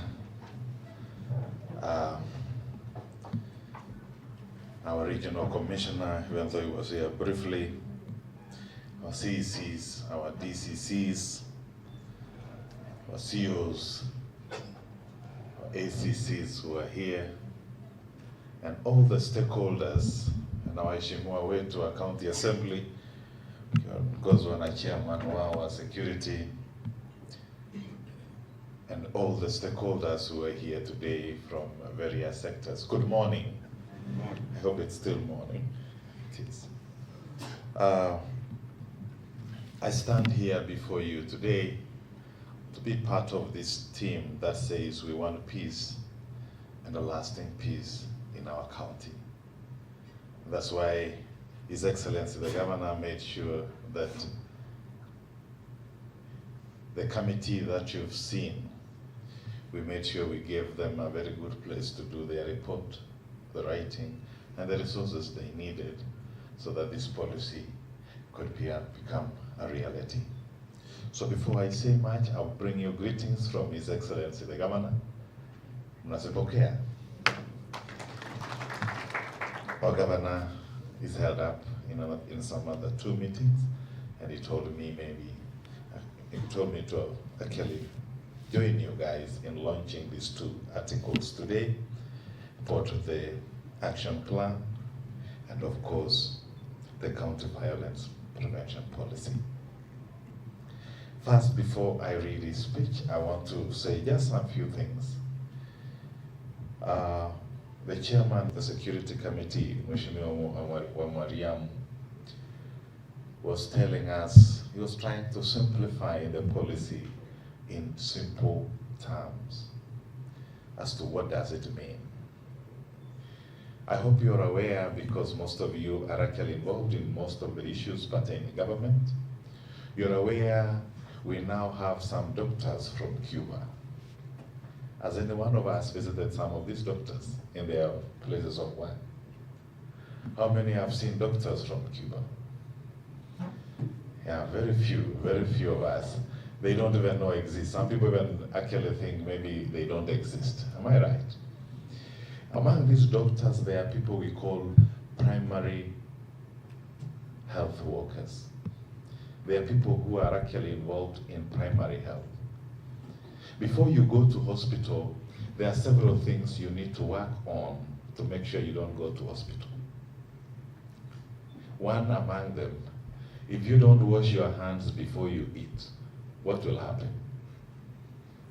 You'll have started developing some stomach aches, am I right? Even in case whatever you've gone, after greeting everybody here, of course you don't know where each and everyone has come from, isn't it? So what will happen is you will actually be having a lot of problems with your tummy. But if you wash your hands, you avoid going to where? To the hospital. And that is what we are doing with this policy. We are saying, what can we do to prevent us from getting from stage 1 to stage what? Stage 2. That is very critical. And we need all of us to come together to see where are we. Tutafanya nini ili tusipatikane na hili janga ambalo itanakuja pande hii. A lot has been said about the security in our buildings. I was discussing with our county commissioner, when you go to most hospitality centers, be it hotels, be it some center, for example, the way they do the search is actually one thing. And I'm happy the county commissioner and the entire security team, I think they should be able to take these security agents in some course to show them what is it that they want. You can be telling a security guard at our gate that there is something called a grenade, and they don't even know how a grenade looks like. You could be telling them of a gun or a bomb, and they don't actually know how it looks like. And then we might end up actually accusing them of not doing their work properly, and yet they don't actually know what it is all about.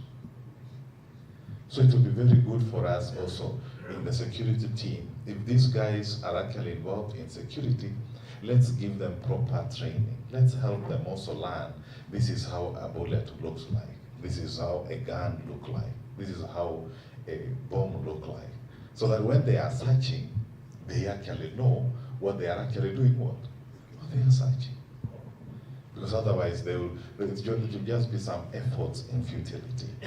So those are some of the things that we need to take them through so that they can also appreciate and learn. Because we just pick up a villager and take them from a training in the village just to say forward march for 2 weeks, and then they are here protecting us. Am I right? Just for 1 week, and then we buy them uniforms, and then we contract a security firm, and we call that a security firm. And yet we've not given them that proper training so that they can also know what they are looking for.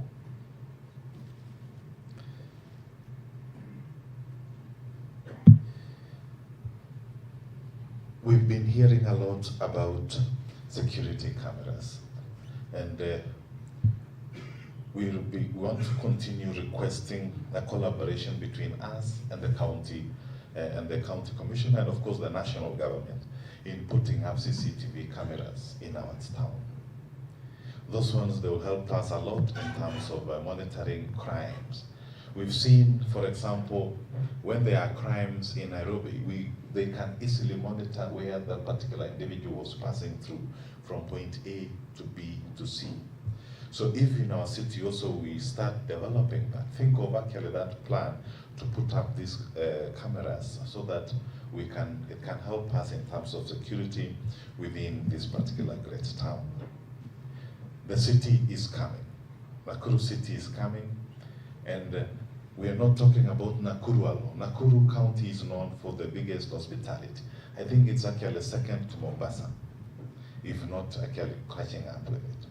From Naivasha to this place, there are so many hospitality hotels.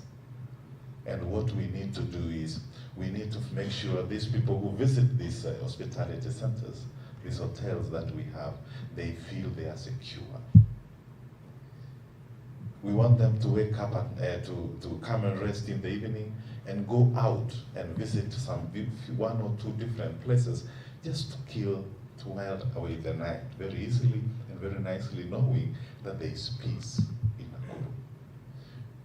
That is very critical for us, and even as we move towards that status, we should not be fearing a lot about what's happening, but there are more good and bad that will come with that city status. More funding, more security, and so many other things that will accompany our city, and we will be saying Nakuru should have been a city some years back, not today, not tomorrow. So those are some of the things that we need to come together. I want to thank the members of the Fourth Estate. You'll be playing a very critical role also in terms of reporting some of these issues that we have. And I will want to make a very humble request that let's make reporting that is actually good for our county as well. The reporting that will not actually be putting Nakuru in the negative light, but the one that will actually be supporting. Let's have a narrative that is saying, even though we have this, we have made these strides here and there, so that somebody can compare where we came from and where we are. Because if we just hit it hard, it will not be right, because there are so many positives that has happened. And when you see one or two negatives, I think it will be very good also to show us that this is where we started, these are some of the things we've done, and this is where we are. But despite this, we have this challenge that is coming here and there. That will be very good and responsible reporting, and it will actually make our county shine. I know at times people think news is only bad news. Even good news can be good, can be news. And if we can report that, then it will be very good for us and for our county as well. And we want to continue. We're happy so. We're happy though that for the last 1.5 years, 1 year and some few months, we've seen some very good work going on from members of our Fourth Estate, and we want to say, let's try to improve that. Let's try to make it better. I normally give an example of New York. New York City has the highest crime rate in the world, the highest. But do we hear of the crime rate in New York City? Every 20 seconds somebody dies there, is killed in one way or another. Very many deaths in that city every few. But they don't concentrate on that negative element. They concentrate on the positives that come up with it. That this is what we're doing, this is how we are covering those who are trying to kill, and so on and so forth. That's why we would want to go to that city very easily without worrying. But if you portray our city, for example, 1 or 2 people are hijacked, you say Nakuru is actually a mess in terms of security. No one would want to come here, which will be very bad for our hospitality industry, and even as a county, it will not be going well. Otherwise, I wouldn't want to say much for now, but I just want to request all of us to continue maintaining this peace that we have. Mheshimiwa huyu wetu wa Mariamu was trying to tell us about who wins in a case where there is violence. No one wins. And wherever we go, we heard from Mwangangi, the Mwangangi guy. Where is the, I don't know if it's a cousin to our Mwangangi or they're just names. Mwania. And he was telling us about what happened between when Kibaki took over. The country was doing a 7% in terms of the rate, the GDP that was happening at the time. The violence brought it close to 0 in just a matter of seconds. We've seen one of the greatest developments under the Jubilee administration, under Uhuru Muigai Kenyatta. Because the investments, the road networks, the work that they have done within the last 6 years is unprecedented. We've seen roads in the very rural areas that have never been thought of. We've seen water, we've seen development in even the remotest of places from the time the new constitution was promulgated. But even that, even though because of all that, we are still now looking close to 6.5 in terms of development. So for you to turn around a case where there is no peace to a place where there is prosperity, it will take a very long time, a very long time. So we would want to say, let's maintain this peace by all costs, because it will help us, it will make us prosper. And Nakuru is actually cosmopolitan.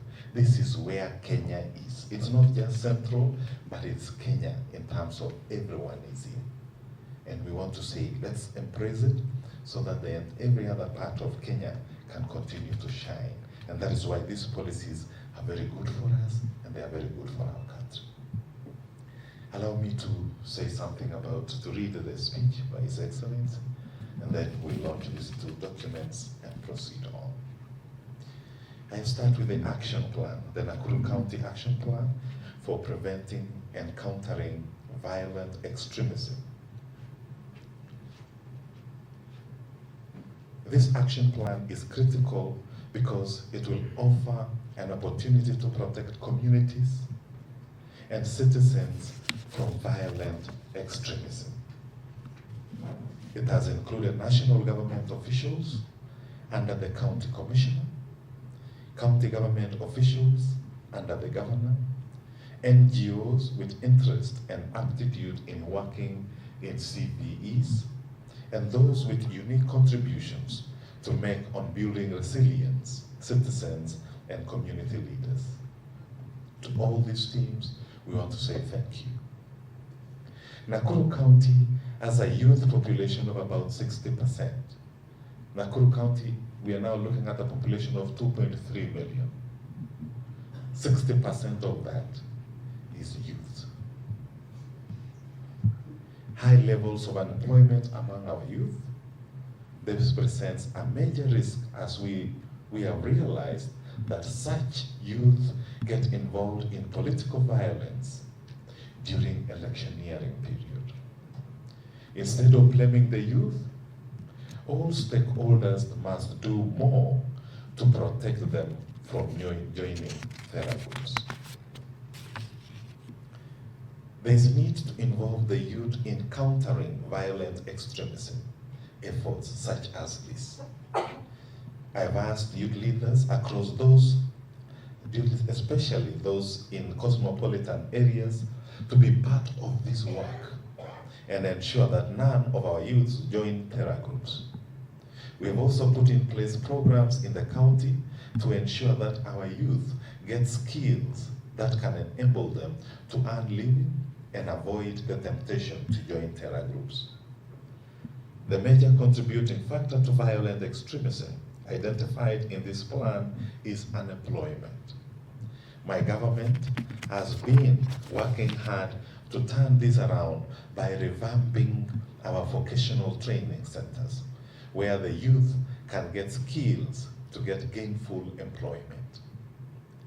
There are mega projects both by national and county governments that have started, and others will kick off soon and will require skills acquired in these vocational training centers.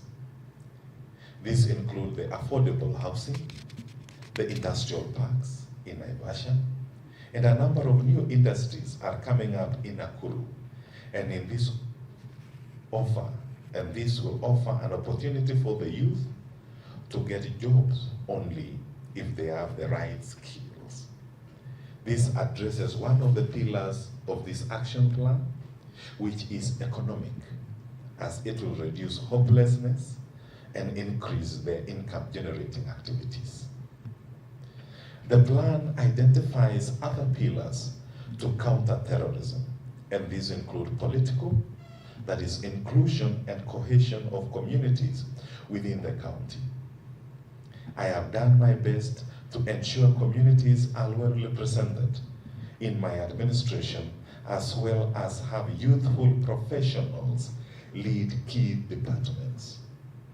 I believe this can cascade to other institutions.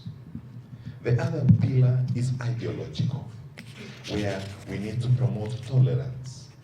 Nakuru is a diverse county, and we have been living harmoniously. This can only be enhanced by continued respect for other people's faiths and cultures. The other pillar of education is critical because increasingly students are being radicalized in learning institutions. While it is the responsibility of the teacher to look after and mentor our children in schools, parents too can play a critical role in fighting radicalization. Parents need to be present and take interest in their children so that they can notice change of behavior, but more so be role models and guiding them before it's too late. Those who want to change their lives, the last critical pillar is media and digital space. We encourage the media to report responsibly on existing and emerging issues on radicalization, and also give hope to those who want to change their ways. The digital space can also be a source of positive influence to the youth through the persistent campaigns. I believe with the right encouragement and solutions identified in this action plan, we can be able to prevent extremism.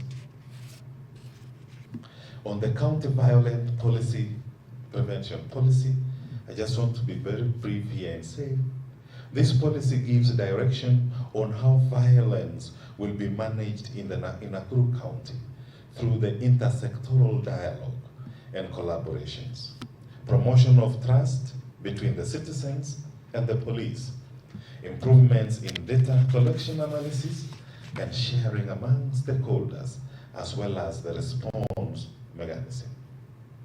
It aims at creating a safe, secure environment for all the people and investments.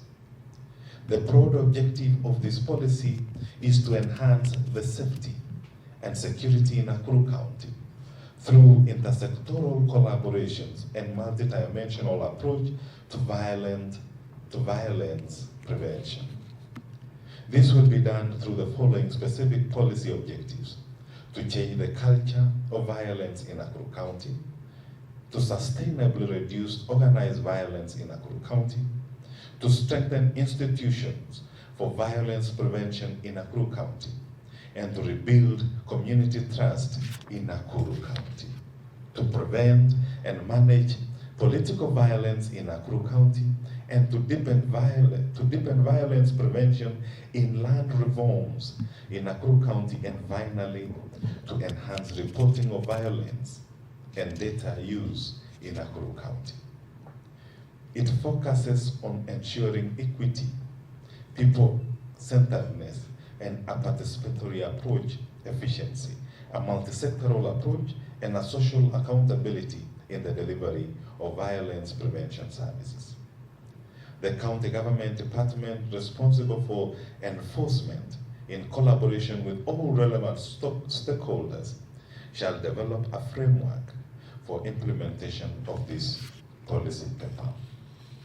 The department shall be responsible for coordination and operationalization of the policy pending establishment of County Violence Prevention Council.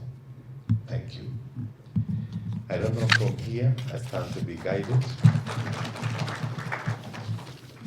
I think the next thing is to launch it. Am I saying the right thing? Thank you. So where are we? Who will take us through the next step?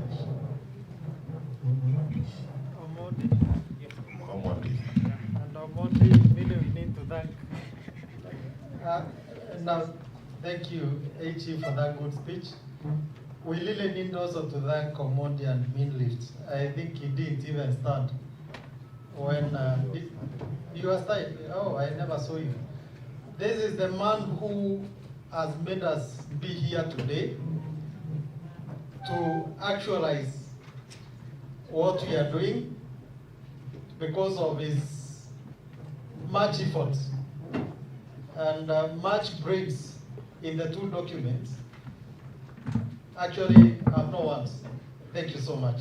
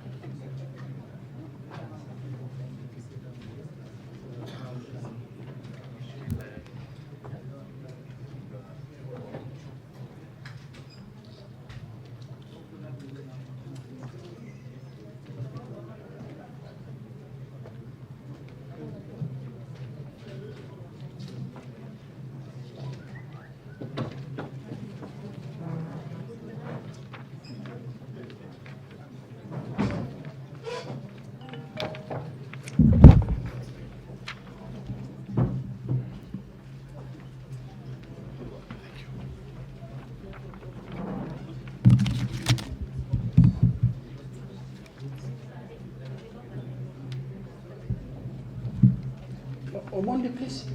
Omondi.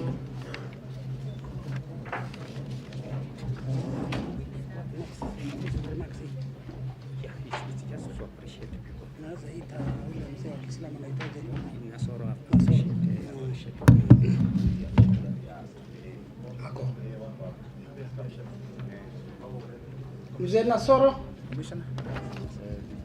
Sema tuite MCAs waweke hapa pigwe hiyo picha kabla hajatoka. Wakuje? Eh.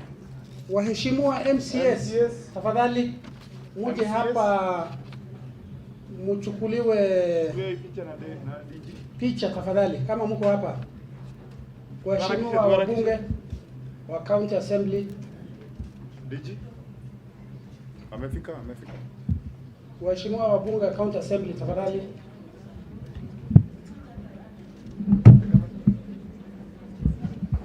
Hapa karibu hapa. Na sura tumia kidogo nitakuita. Nataka upeane.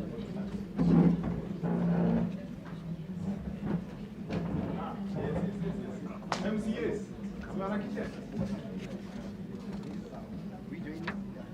Sasa waheshimiwa wabunge wa County Assembly Committee ya Security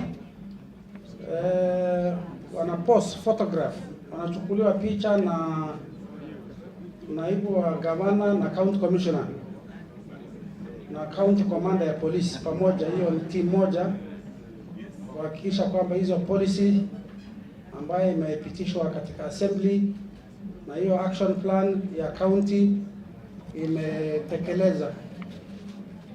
Asante. That's all. Thank you very much. Nafikiria tumefika kikomo. Mzee Nasoro, ningeomba mzee Nasoro aje atumalizie na vote of thanks. Shukrani kwa chochote ambacho kimefanyika hapa leo ili tuende manyumbani.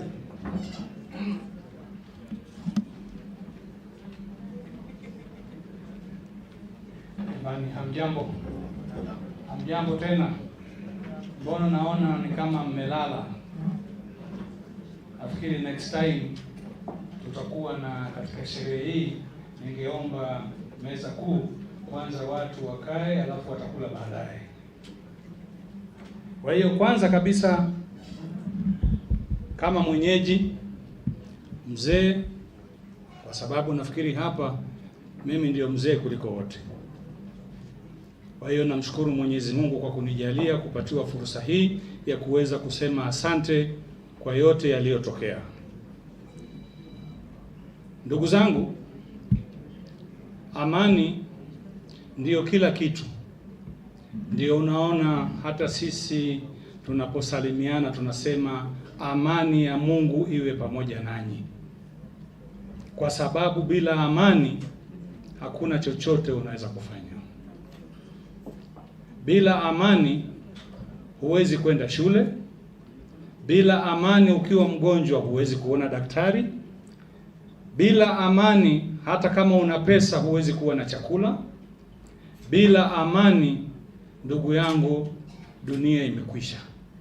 Ndio maana katika kitabu kimoja nimewahi kusoma, katika kitabu kilichotangulia kinaitwa, katika kitabu cha Isaya, Mwenyezi Mungu anasema, mimi nayaumba matunda ya midomo, amani, amani, kwake yeye aliye mbali na kwa yule aliye karibu, nami nitamponya.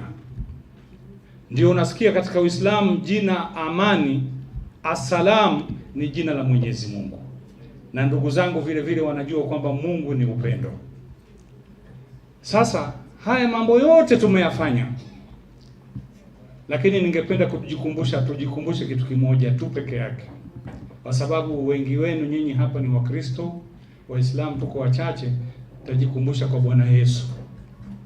Kuna bwana alimuuliza Yesu, katika amri zote gani iliyo ya kwanza?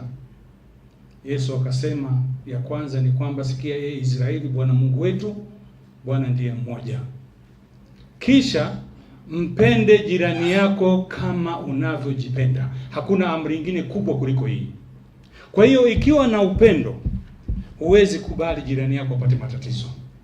na kukiwa na upendo, jirani yako hawezi kubali upate matatizo.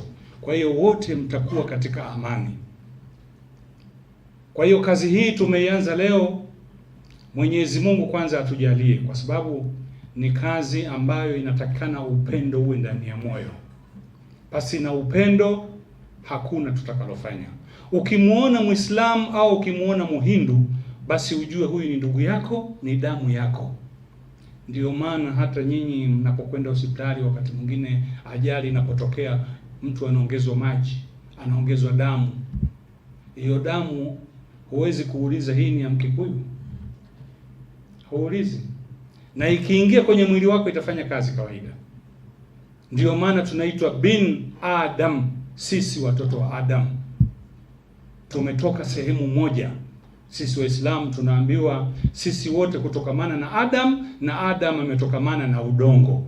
Kwisha. Na kitu cha pili ambacho kinatakikana tukifanye, tusidharauliane kwa makabila au kwa chochote. Sisi Waislamu kuna maandiko katika Qur'ani, katika sura ya 49:10 inasema 11 inasema wala msitukamanane kwa makabila. Never. Wala msiitane kwa majina mabaya. Mjaluo wewe Jaluo, wewe Mnubi, sisi wote kitu kimoja. Kwa hiyo ikiwa tutafata mambo ya Mwenyezi Mungu, haya matatizo yote tutayamaliza. Bora tuwe karibu na Mwenyezi Mungu mwenyewe. Kwa hiyo viongozi wetu mlioko hapa, nasikia mmezungumza sana kuhusiana na polisi, kwamba watu wanakuwa mbali na polisi. Mheshimiwa mkuu wetu wa polisi Nakuru, si makosa yetu. Hata wakati wa Yesu, ukisoma katika Luka 4 kuanzia 13, kuna watu walimuuliza Bwana Yesu, na sisi polisi tufanye nini? Sijui kama unajua hilo andiko. Yesu akasema, kwanza msishtaki kwa uongo, pili mfate haki, tatu mtosheke na mishahara. Sasa hawa jamaa wakati mwingine wanatufinya sisi. Unapatikana katika sehemu, anakwambia nitakupeleka bwana, nini nimefanya nini, ukifika huko ndio utajua. Na kweli ukifika huko umeandikiwa bangi. Hasa mzee kama mimi nikivuta bangi sitaanguka njiani. Lakini mkishafika huko hawatajali. Lakini tunashukuru kwamba siku hizi kuna tofauti. Nashukuru. Sisi na polisi tuko pamoja, sisi na kina DC tuko pamoja, maimamu na ndugu zetu wa kanisa tuko pamoja, na insha Allah ni Mungu akipenda. Wewe ambaye unasoma Biblia utaikuta katika Yakobo 4:13. Mungu akipenda. Nimeambiwa kwa sasa, nafikiri tutafanya kazi hii kwa pamoja, na Mungu atujalie mpaka tutakapofika na ushindi utapatikana insha Allah. Asante sana. Asante sana.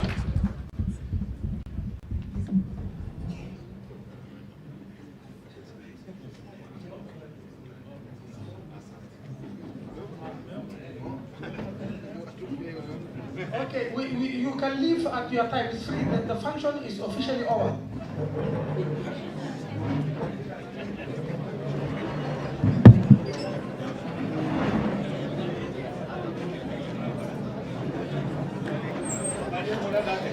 Wait, Omondi. Ngoja.